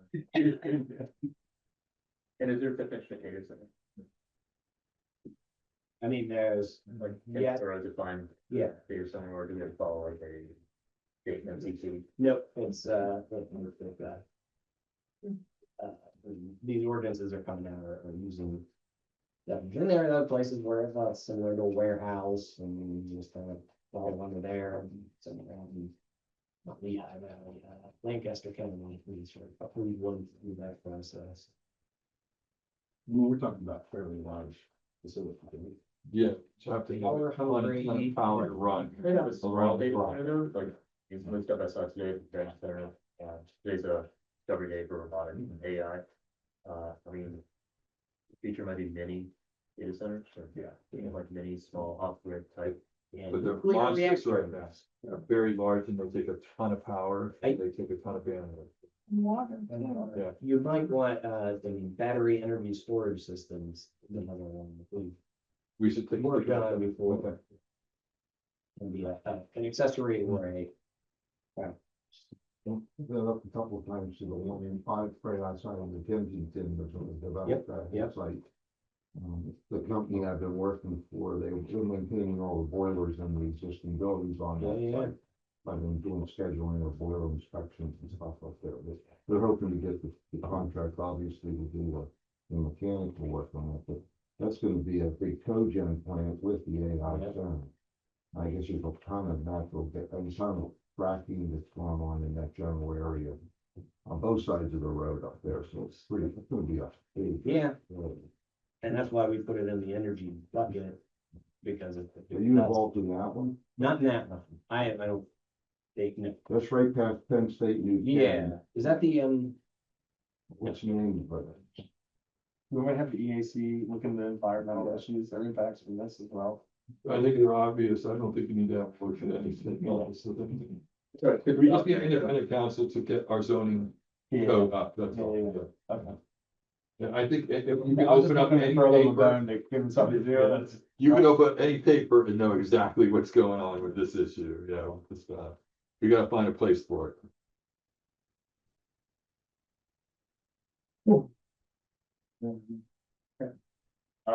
Yeah, so like the next topic, home rule update, the update is been on task. All right, we say 14 minutes. Oh, there we go. Back on track. Okay. Are we taking that item on? Can you make sure? Guys, we're using Off it? the website and all everything. No, you can keep it on the website. I mean, it's information. We shouldn't scrub our website in general, I guess. Okay. I mean, No, we have to wait, what, 2 years? I don't know if there's like except like a petition got circulated, it's only two passed. I mean, we just have Voluntarily. a fast forward website, so if it's not. oh, we don't even classify it with the website anymore, but. That's what I'm saying. Yeah. Yeah. Oh, sorry, I meant you, like, just delete it, like, Okay. all the documents, and everything. But if you just want to remove like the class rating all over, we should keep the section there, that's it. Okay. And just a link to the section, but Not everything. not calling it out, right? It's not like a primary, Yeah. well, it's secondary, right? And no like Ghostbuster cross out and. Yeah, no, I mean, if somebody had like, if was curious about it, they should still be able to like, go see it, so it's fine. Okay. Just never know. Yeah, I got you. Okay.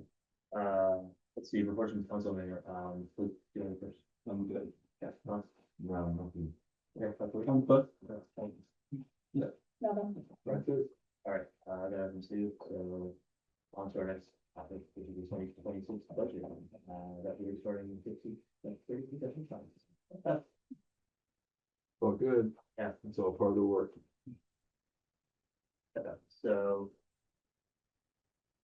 When last we talked, yeah, the last talk, okay, so.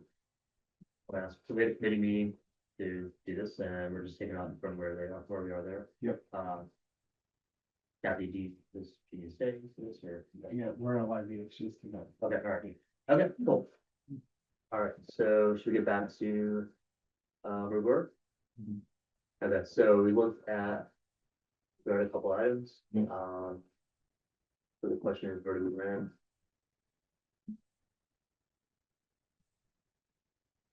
I think we, in my opinion, we have to answer the first question, which is, are we doing cuts, or are we doing a tax increase, or are we doing some combination thereof? Before we go to what a tax increase may look like. We have items going to cut. Or put on the shelf. It could be a project, that you just stop, or just keep it on the shelf and just pick up years from now, but the question is, do we have any of those? So we have no projects planned for next year. Right. Yeah, we have any Problem in and of itself. Like just our general operation, next 4 years, yeah, like we have nothing scheduled because we don't have the money for it. We've operated at a deficit for 5 years and now we make hard decisions. Right. A lot of this, like you said, Brian, is fixed cost, right? fixed cost. Yeah. Most, it can be personnel stuff. We've got a lot of personnel, so we've got a lot of support stuff that we do, like the library and the fire department and the ambulance authority.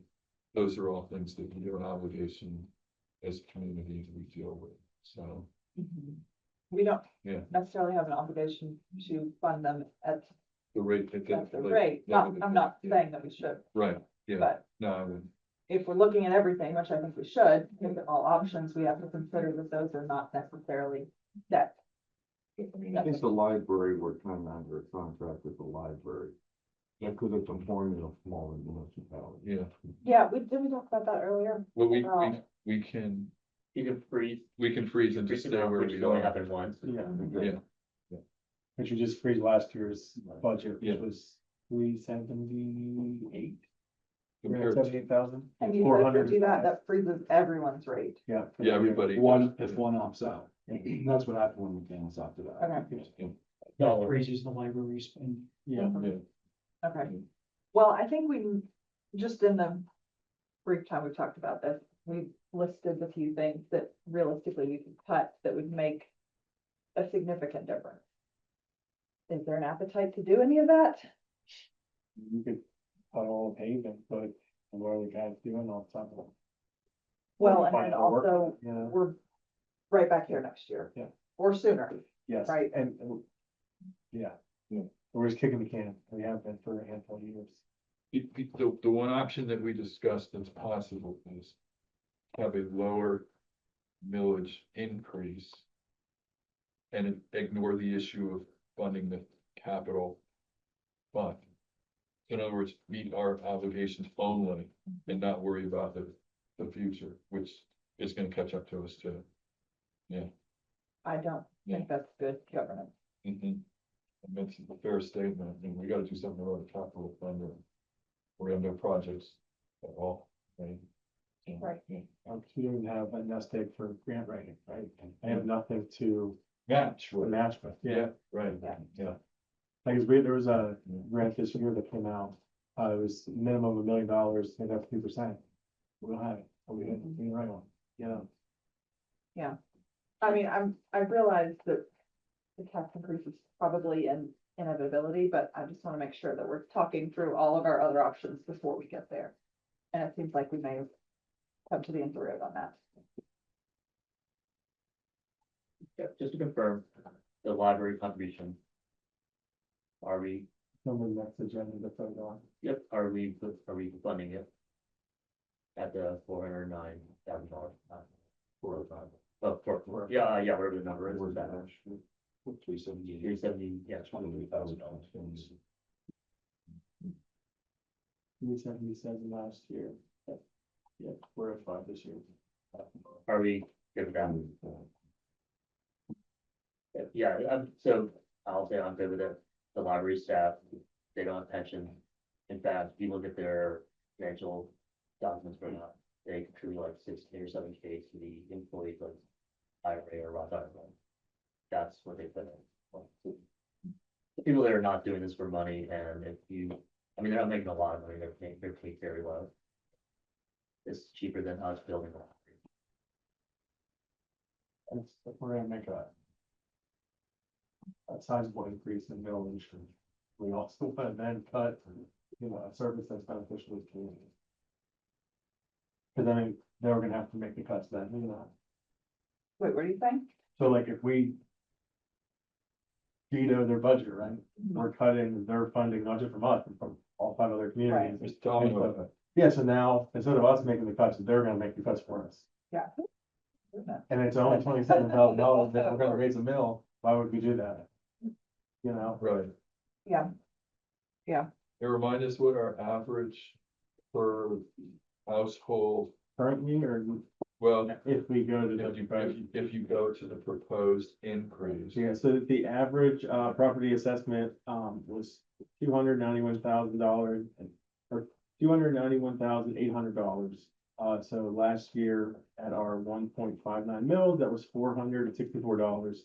We did the 1 mil increase that we proposed, that would increase to, $756 or a $292 increase for the year on the average property, which is $24 a month. And And so our ask for the average would be 756. The school district would receive 5,760, and the county would receive 1,876. And 54% of our residents have school-age children, so the other rest are just paying to be here. And we, but in my opinion, deliver better services in the county. It's more impactful. And then where are we in the ranking for, We would drop to 8 from 5 to 8. okay, and by that we mean the lowest, Yeah, the lowest millage in the county. right? And we'd still be the lowest borough. And if you remove the home rule charter communities, so Pine, McCandless, O'Hare, we would be fifth. Because they play by different rules. Yeah, they do. Well, that is somewhat comforting, but that doesn't really help when you're I paying mean, your tax bill. The way, if we would have addressed it immediately, we could have lessened it, but we've kind of let it snowball. And so now we're kind of, So if we had smaller increments along the way, capital fund would have risen a little bit better and we we would would have. have more less wiggle. deficit. Yeah, so like, Yeah. you have a year like this year where our insurance went up at crazy, right? Or, you know, we. That's the health insurance, right? We Yeah. took a huge hit. on health Exactly, insurance. 14%, right? So Right. like, we had a nest egg, we could skim off of that to try to lessen it for a year, yeah, Yeah. because then it's gonna flatten out eventually, right? Right. And so, with us having no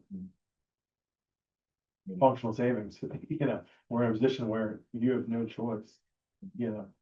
And the savings were used to offset. Yeah, absolutely, So you it's know? not that they were just like arbitrarily. Yeah, they were used appropriately, everything was, of course, but, Yeah. you know, we're to the point now, we just can't do that anymore. This not only fixes our current problem, but it helps with future issues, Well, that should be the goal, in Yeah. my opinion. right? Because like 1 mil gets us, at the end of next year, we'll be able to transfer, 296,000 over, into our capital reserve savings, right? The year after that, we're looking at around 30, the year after that, 264, 29, we're looking to get negative again, here, $2 million, fire piece of equipment, Yeah, we'll have to look at that. based on the scope of that. Yeah. And then the year after that, transfer over 1.2 because we get out of some of the MS4 obligations. Yeah, and the fire truck is 2 million, right? I don't remember the exact number. I think it is, the transfer for that year is 1,993,000. And is this, I'm sorry, I didn't see this, is this adding anything to our reserves? Not just the capital reserve, just our general reserves? It depends. If we leave, so like going into next year, right? we Where are have you to- looking at? On the budget with the 1 mil increase, Uh-huh, at the very bottom of the general fund detail. Where it has end of year, establishments and then projections over the next got 5. it, thank you. So if we pass the budget proposed next, at the end of 2026, our general fund should have around, 4,339,000, right? We'll transfer out roughly that 300,000 and leave it around 4. And then that would be our operating general fund, keep it at 4. And then start building everything else from there. And then remind me, we need to, the rule is that we should have 16.7% At least, yeah. in reserve. Or you take the difference between that 16.7% Yeah. and automatically roll it right into your capital reserve. Which is a safe bet, right? That way you've got your 16.7% Yeah. sitting, which is what you're supposed to have. Yeah. And then the rest is going in the capital reserve. Yeah. And with that millage increase that you're proposing, that would be something we could accomplish. With the millage increase we're proposing, yeah. Yeah. Right. Yeah, your general fund only needs to have 2 months Yeah. in general. That's it. Because the only concern is the end of the year before tax money starts coming in. The general reserves, not the general fund. So 2 separate funds operate. The general fund should have your operations and then your 2 months of operational expenses. Some people say 2 months, some say 3. Yep. And to be safe, you always try to plan for 3. And then you have your capital reserve where you want, if we're gonna build a new building, it's gonna cost us $2 million, right? It's crazy for us to take $2 million out of this year's budget, but if we take, you know, $500,000 every year over 4 years, then it makes sense when it comes time to do that project, right? Like. You've allocated the money. Yes, exactly. You need to plan long-term and plan with the finances. we're dancing this dangerous game of every year, everything we want out of the capital expenses, it's coming directly out of our general fund. What is our goal to have in our capital? How much to grow, what are we Right. growing this? It'd be nice to have it around, what do you think, Reese? I was thinking 2 or 3 million, growing it over time, you get it from there, and I think then, that's, and then once you have it to that point, once you get over a certain amount, we go do a big project, then we start rebuilding again, and just over and over. Yeah, Tom and I talked about this a lot through the home rule charter open houses. Having a capital reserve fund is a priority for me, and it sounds like it is for most other members of council. But we don't want it to get so big that we're just holding on to people's money Yeah. for. For a rainy Right. day, Yeah. yeah, that's right. You have their fiscal. No, we're not. Yeah, trust me, I've researched the other budget, the other communities. Yeah, we're not anywhere in any danger of that, No. but I don't wanna set the millage at a rate where we're getting into that Yeah, So eventually. you guys specifically avoided doing that. Yes. Yeah. And- this is a slow incremental grow, Yeah. not, Yeah. because if you wanted to fix everything now, I'd tell you 1.2, and that'll fix everything for a pretty long time, right? We, coming out of the, Parks and Rec comp plan update, you're gonna see there are projects here you're gonna wanna do. That are gonna be identified, Yeah. especially with, we've invested all this money in buying these properties, we don't have the money to invest in them, right? So it's just, we spent money for, Right, and then we're not getting, yeah, And we heard from the community, we wanted those properties. Yes. And we already discussed the fact that selling them is not gonna help with our budget at all. It's just, you're just gonna sell the green space away and it's gonna be gone. And Yeah. that's- and it's just gonna, Yeah. we're gonna tread water until we have to make this hard call anyway. Again, Yeah. so we're just kicking the can down the road unless we seriously consider the increase that you guys are recommending based on the budget balance. Yeah. Just something to consider, to the fire truck example, it's Yeah. 2.5, 2.5. That year it is 1.9 million. So that's $60 million. Yeah. Probably not gonna just take $1.9 million like that, but it's straight up right there, just to like write a check, pay for it. Mhm. And if you're trying to get some sort of like low interest financing, there's municipal financing out there, like maybe for market rates. Now we're gonna get having finance everything, we finance properties, Yeah. now we're gonna finance stormwater projects, and then now we're gonna start financing equipment. We're just gonna have, we're just gonna be paying debt. Yeah, Yeah, The more you get take on, the less it's gonna be more Yeah. expensive too, right? Because what happens is your bond rating's gonna get. Well, I was gonna say, Reduced. like, there might be some sort of capital requirements, like you can get a loan or financing it all. So you're not a bad So, risk. so, yeah, if you don't have that in your reserve, you Like, might, we have a bridge class right now, we don't have the money Yeah. to put down for a bond, you know, like. like, if it's a 1% loan for like 5 years. Mhm. You know, you can allocate that money out of capital reserves, but they're probably gonna wanna see like that your capital, you're funded. Yeah, so you're not gonna go under Yeah. and they're gonna lose their investment. Yeah. Yeah. Well, then, let's look at the other side of it. We don't do the millage increase at all. We just go how we're going now. What happens now? At the end of next year, we'll have $2 million left, and then that next year, we will be bankrupt. We'll become, what's it, Act 47? We'll go into that process where the state will come in and take control of your municipality, tell you where you're spending money, how you're spending money, they'll cut everything. They'll be in control. Is it 5 years for each, I think? I'm sure. Yeah. Some of that should just certainly not happen here. So that's not something we wanna consider at I don't all. think that's on. No, millage, you would have to Yeah. have very good. It's like, Yeah. by law, Yeah. we're a borough, so we get raised 2 mills, right? The millage decision whether or not you wanna be at a very financially risky area, or if we wanna try to start building for the future. You know, like That's why you brought this recommendation to us, because this is the most fiscally responsive. yeah, like, we're not just hoard money, you know, we're Right. gonna slowly try to build up this capital reserve Right. to be able to operate the way that a municipality should be And operating. we looked at trying to balance the other area, which is cutting services. We looked at things like public works, whatever you name it. Yeah. Cutting services means the community then doesn't get the services that they expect Yeah. and That's moved coming up. into this place for. Yeah, and that's not gonna work either. It'll become less desirable, Brittle Park will become less desirable, Right. and if that were to happen. And then when that happens, the earning income starts going down, and then you spiral. Oh boy, we're spiraling back. Yeah. Not good, you don't wanna Yeah. circle the drain. He's gonna be quick, it's for $1 million. I'm bad with that. Even interest on that one. Yeah, well, you know, And we even Three, maybe. discussed Three. just cutting like 10% in each of the departments and doing all that, and that's not gonna work out either in the end, right? Because again, you do that, then you cut your Other services, services, yeah. right?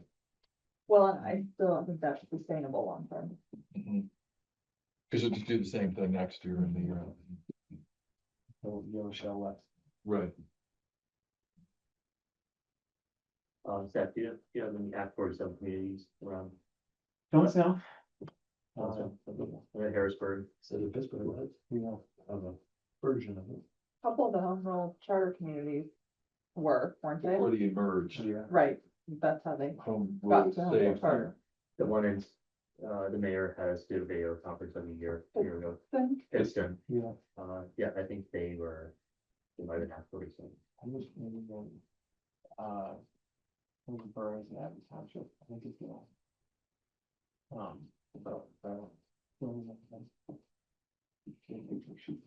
That's, I understand the state comes in and they will set your millage for you. Yeah. I don't know if I get that one confused with the school district one, with the receivership or so, like, there was like one thing, I think the elected officials still do the tax rate, but the cuts and everything else Yes. is done, but receiver, Okay. state Well, comes in. we don't have to discuss that, we're not gonna get Yeah. that, right? I mean, Oh, and then we'll get remind, there if we, did we also discuss surrounding communities increases, like, didn't you say Ohio Township? You know, when I talked to their manager, they Yeah. told me they're increasing. I mean, everyone's seeing it. I mean, even the public sector, you know, just the health insurance has been crazy. I mean, everyone's seeing it now. They're getting their raise for next year. Yeah. You know, we're not immune to that. So you know, we're doing that. We've, through our pension over the last couple of years where we kind of paid it down slowly and now we're getting the bill at the end. So that's another thing that we kind of, you know, did to ourselves a little bit, right? It helped us in the meantime while we were, you know, Yeah. squeezing some pennies, but now the whole bill's here and, you know, Gotta do it, right, that's kind of my thought, yeah. yeah. You know, I think a lot of, some of this, at least not all of it, but some of this is a result of the county just not raising the assessment. Oh, Well, yeah. it dropped to, what was it, to 53% or whatever, by the Supreme, was it Supreme Court, I think, required that, so, and then you're right, there isn't a correction. So There's no right, correction. right now, our houses are basically what they were in 2012. Yeah. With the exception, we did add the bump for the bond issue. That's right, we talked about that last year. So there's really been no tax increase other than last year's, Right. except for the fire company, and that's a very small one, and that is scheduled to sunshine in 2036. Right. So, you know, I think you gotta look at it that way, and I know Reed, you did send me a graph of escalation in that, it looks like it looks like our property tax hasn't kept up with inflation, or they're going up at a That's right. slightly different rate because I mean, it's not gonna explain the whole difference.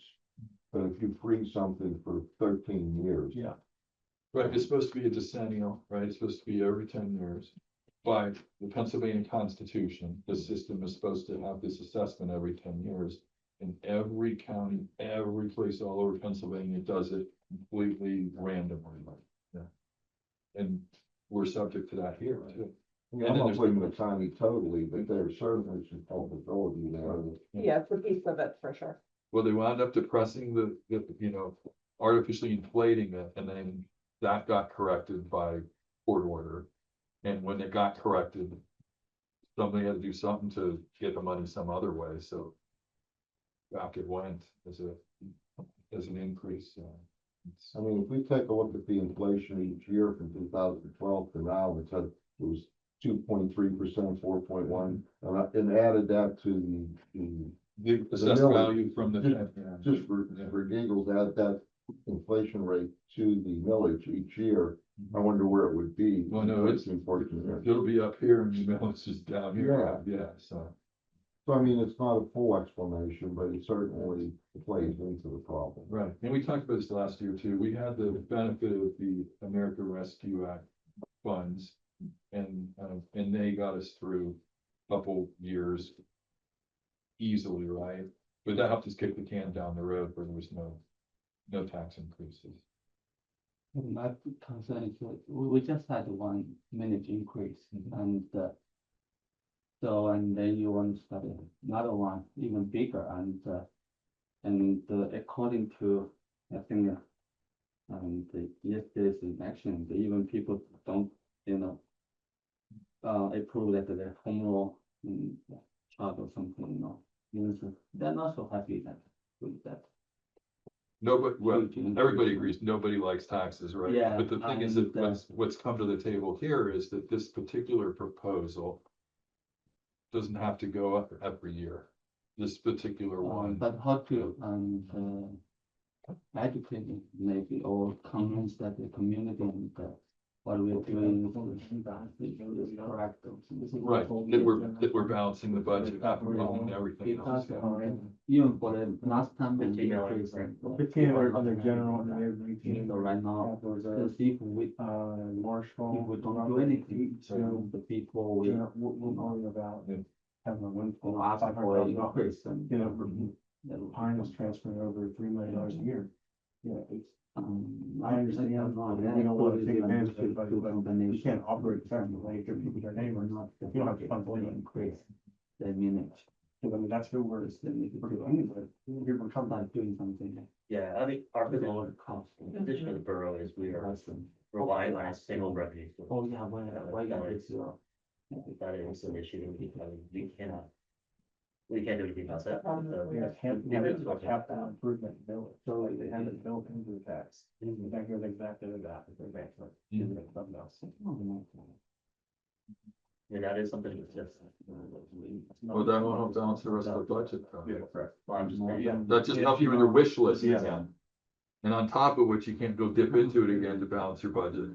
Once it goes in there, it's trapped. Yeah. The cost. It's not that much. yeah, I mean, it's up to like, I mean, what do the residents want? Do they want a high-end community? It costs money.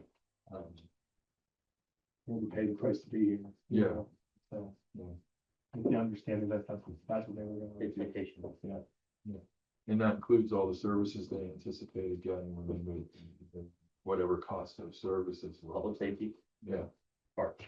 fire department, ambulance, library, Well, I think at this paving point, the roads. if we're doing what we think the residents want, we're guessing, right? Yeah. I mean, we all hear some feedback, right, but we haven't on a large scale. And I'm not saying necessarily we should, I don't think that that's necessarily how the process should work, but. I need to advertise this in order to pass this, when we're supposed to, Mhm. I need that night. Yeah, it has to go in tomorrow morning. Yeah, like there's, 50 times now. Well, is the budget vote first or the tax rate? This is a municipal election, so you don't February. Okay. We do. You do something. Yes. We went through the same The rate was thing last year. If I remember last year, the rate was the rate, then budget. Here's two items. So the question that we really? that this someone, Yeah, that's the rate. but the cost will still go up, right? So we, Whatever happened. I don't know how much, how soon that we need to increase another one, actually, So based on our projections for the next 5 years, we should be okay, at least. And that's why I brought up situations like trying to adapt how we offer services, regionalization, something we should consider, like these things to start lessening Head our off the operating issue, costs. yet Yeah, another, Correct. another increase. for Yeah. that, yeah. But my understanding, okay, and I'm really good at number, okay, and I can do a lot of math in my mind, okay? So I just want to make you guys know. So if we increase the minute, right, only 1%, so this year we can get like, how much more like we can get next year? Like how much more? Oh, you're saying, what is the 1 mil increase represent? What I'm $8 saying, million each Yeah. year. 1.8. yeah, 1.8, but the cost, like for example, like for the everything like that, and the cost will also increase for the next 5 years, right? Probably 3-5%. Yeah. So, which means that we'll have less amount of money each year, like for next 5 years to put in a kind of like a.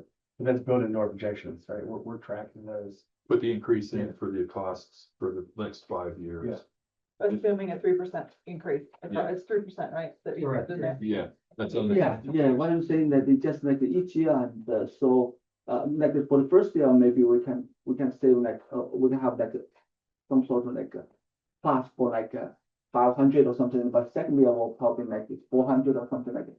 At least, At a one mil, the first year, Uh-huh. there'll be a surplus of 296,000. Second year, it's only $30,000, right? The year after that, it's $264,000.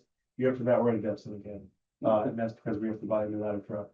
And the year after that, based on the requests from, specifically the request from the fire department, when they have big equipment purchases, we spend a lot of money. And they don't, we don't, right? And so that year, we'll have extra of around 1.2 million, right? And that'll allow us to build a capital fund that we just don't have. But we have a buffer at that point Correct. with this plan. Yeah. So that we have a deficit in that year that we're buying new Yeah, fire but trucks. it's but we can 300,000, cover but it. we've already built Right, up some. And then what we can transfer over from our operational fund is keep that at right. our requirement level. So we don't fall below the 16.7%. And ideally, that's how this budgeting would work. That's how I've done it before. I always kept my nest egg with my general fund operating accordingly.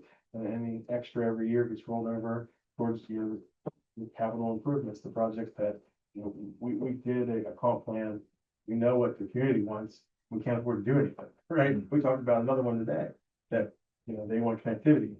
We don't have $125,000 to do that, Sure right? don't. And so this is to build towards being able to actually act on the things the community wants. So my question would be like for the next 3 or 5 years, and what is the percentage of the and like increase of the budget is 3 or 5%? No, for the next 3 or 5 years, and 3% a year. Kind of year. 3%, 3%, right? Yeah. Uh-huh. Okay. So because I've seen like the cost and like kind of like increase very dramatically for the next few years. Yeah. And I kind of expect that we'll see this kind of trend for a while, because it cannot stop, it looks like, everything that costs more and than before. So what I'm thinking is just like, because I don't want us to run into some situation like after 3 or 4 years and we ask for the increase again, just something like, and we should take not only like increase the millage and also at the same time, we still need to look at the, Yeah, that was, what I kind of talked about earlier was, let's get us to a place where we can operate in a safe space. Or putting money away for a project that we want to do, that we know, we identified, and then really dig into how we operate, what we spend money on, and start reorganizing the way that we think is most effective. Right, yeah. pooling resources and Yeah. that type. Because what I'm saying just like, because with the residents and definitely, they have to probably, accept that today and with this kind of like a millage increase, but at the same time, they should be able to see that we are also taking like some action, and to address that. Yeah. Cost, and because if we're not doing anything, but we increase the millage, and that will make us look really, to be honest, bad, But I mean, And so, we have for the last 5 years, we didn't, majorly raise taxes and we depleted all of our savings. Like, we've already taken action. Yeah, we didn't go to the residents and say, hey. Yeah, we we increased didn't the have taxes 9 million in the bank and go, hey, we're gonna raise taxes this year. Yeah. I see what you're saying. so You're saying if we're here- raising taxes, we should say, look, we're doing X Yes, by and not spending as much, but I think the budget is really pretty bare at this point, unless we're, like you said, willing to make some deep cuts that are. We've already removed So- any advancement projects. Right. We're only purchasing equipment and the things that we need to operate. Yeah, Like, I we see need to what you're find some- saying. yeah, what I'm saying that today, and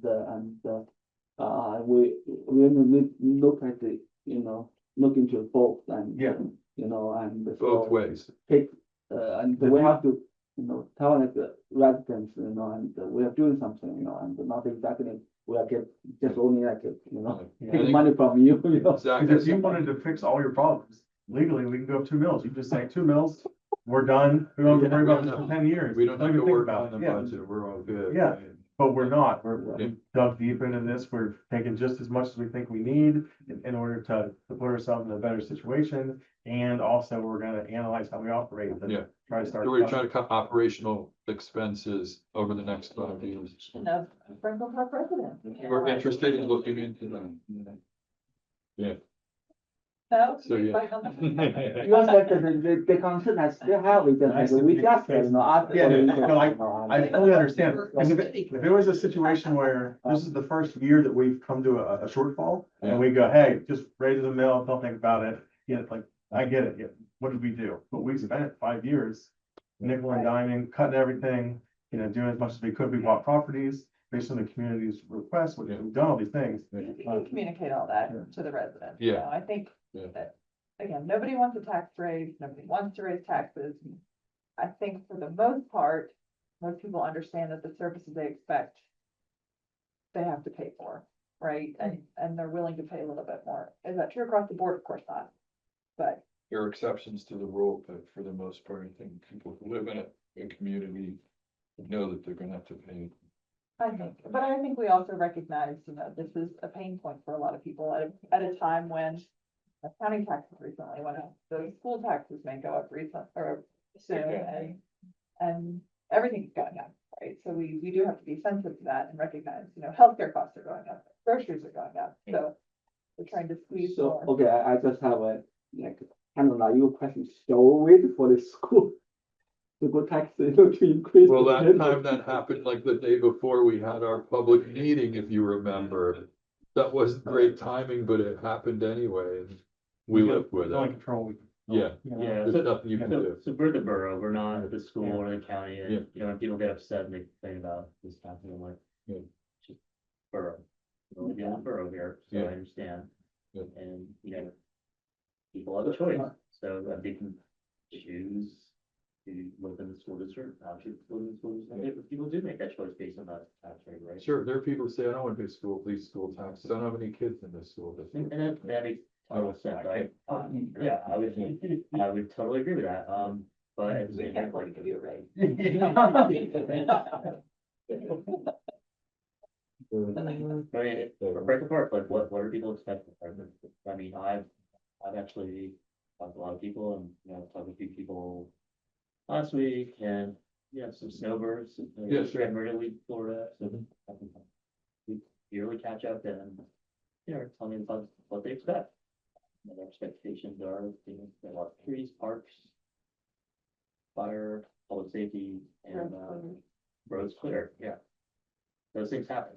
So, it's kind of, you can't just keep, Yeah, you have to fund that. if that case, we need to share this kind of information with the Oh, yeah. relevant. Yeah, we have to And, communicate like we did last year. Yeah, and because that way, I kind of feel like since that we felt this home rule and, study and the commission, I kind of feel like people may not get educated enough and to appreciate, what will be benefits to have this, and so, in order to make everything go like harmony and or just like it's better ultimately, because a lot of people believe that, we're doing so great and looks like, and our borough may have a lot of money, to spend or something, but that's not the true, Yeah, it needs to be, like quantified, right? I mean, explaining like, We need to. yeah, the best example I can give you is like Fairfax County, Virginia, and Montgomery County, Virginia, like both those entities, they send for the tax bill, a little pamphlet that basically has a couple of data points and it says, this is how your tax money is used. Property, this is how, the borough, the taxes are used, right? So the revenue. Yeah. Has the revenue sources, has a pie chart, and then it has another pie chart on expenses. So in this case, like showing out like how the money is used or what is it needed for, be put out there. Yeah, what I'm saying that, for example, if we send the news letter to the community and we can include some information, let people know that what's going on here, and it's definitely a very, tough decision to make, but it's necessary, and so we have no choice, and because this is the only thing that we can dig ourselves out of the big hole, and then, Last year, I think we effectively communicated that we were considering this, why we were considering it.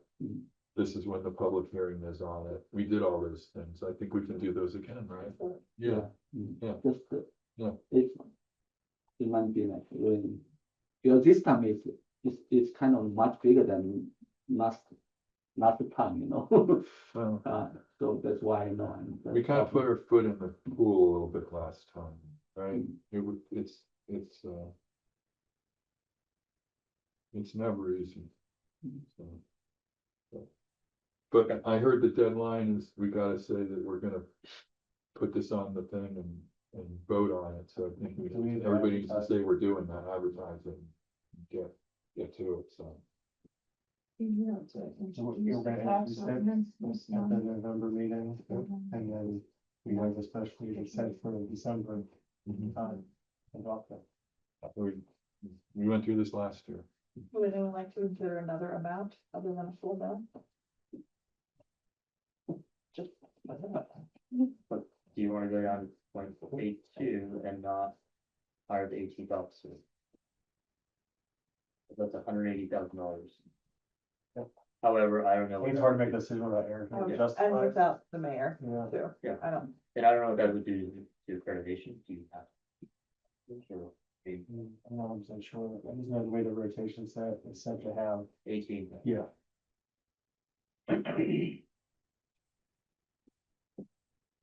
So that's probably not a good option.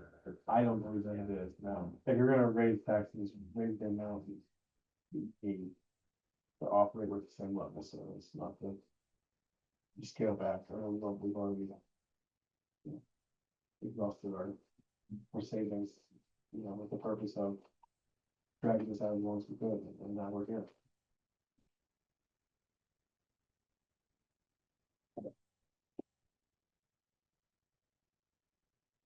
Any other ideas or options?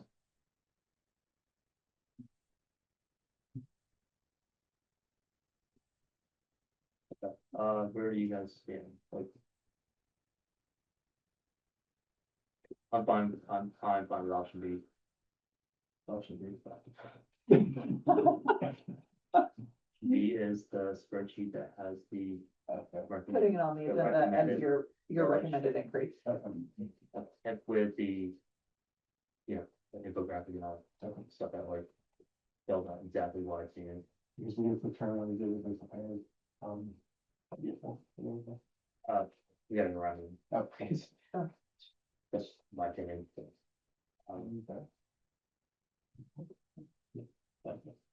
Correct, what we're gonna put on the agenda. Yeah. in the future.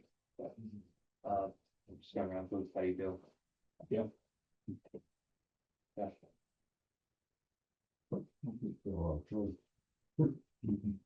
Yeah. I like Zach's recommendations, and I just don't wish we, well, it's always easy to look backwards, and we decided a few years before, but. I'm not slamming anybody, but we did have the COVID money, and there was a lot of extraneous things going on for the last few years. And it's pretty complicated, so. I just say, I told you we needed many manuals. You look so much more relaxed. No,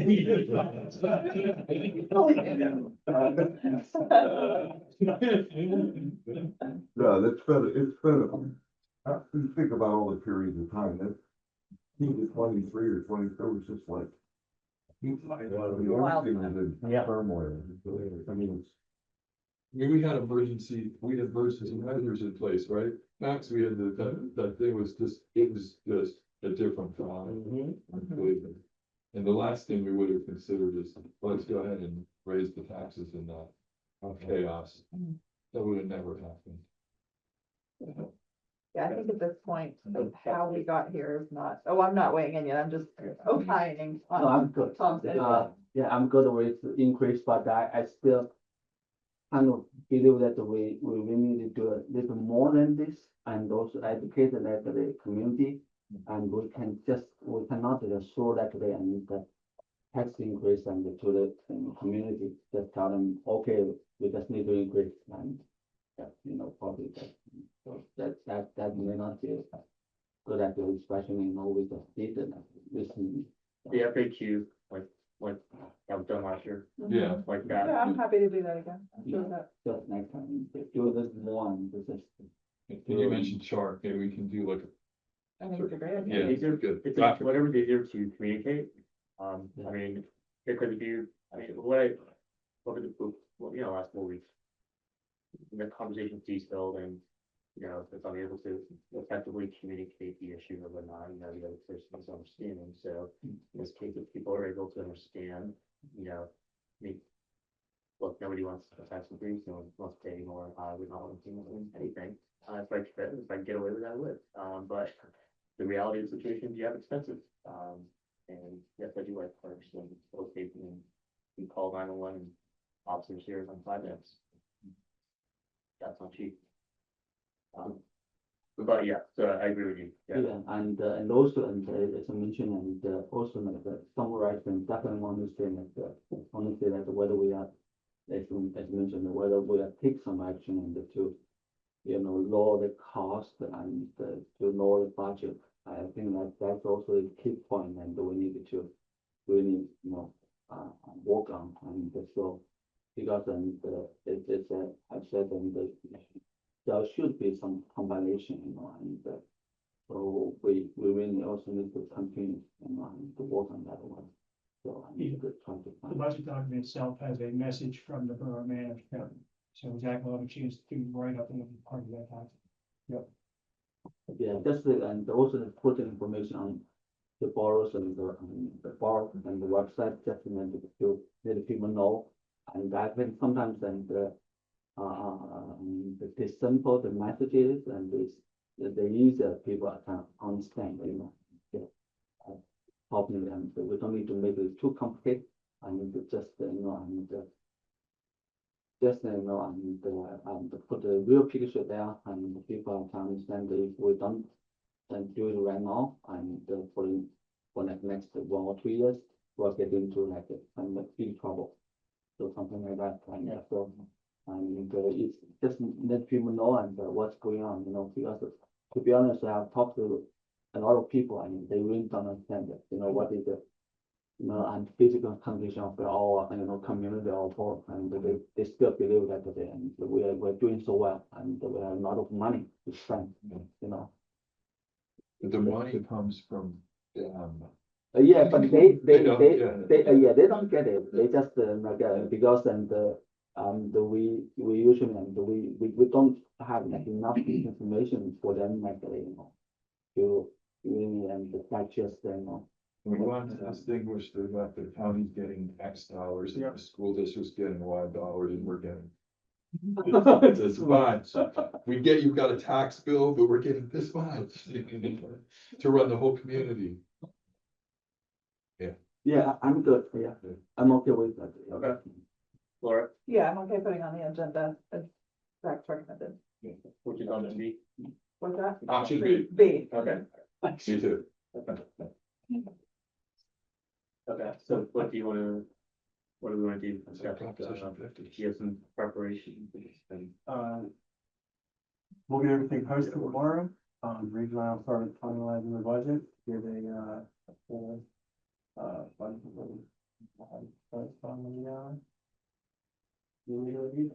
Okay, and then, after introducing it, the next day it's just publicly, right? We'll get advertised. Well, some stuff, yeah, we'll go in tomorrow. Yeah. Run next week. Yeah. It'll say about the special meeting. The ordinance. Wait, what's the special meeting? You're having a special meeting December 3rd to adopt the budget and now the tax ordinance. Okay. Same way as the work session. Okay. Like, Yeah, special meetings first. Gotcha, okay. Introduced. Yeah. No, second, rather than. Okay. Waiting for the regular meeting. Got it. Okay. And then, FAQs on this, we can work on that. Okay, yeah, I don't know how we just passed it on, for region. Don't forget Laura's here to communicate last year. Yeah, very committee, effectively. And I think Tom correlated with, you helped her last year too, right, Tom? You guys did a little, it was the two of you together. And then, I was on the, it was done on the home rule. Oh, yeah. without you guys don't send anything. Yeah. To review first before we. Any Any hesitations on this? I'm putting it on the agenda. Well, if we're not ready. We have more time, we can still discuss that. I don't wanna rush this topic. I don't feel like I need any more discussion Okay. at this point, but I'm Sorry. speaking for myself. No, I'm good. I've heard. I'm on. And Tom, what there, you guys have answered. We're on the agenda. All right. Okay, we hear the executive session.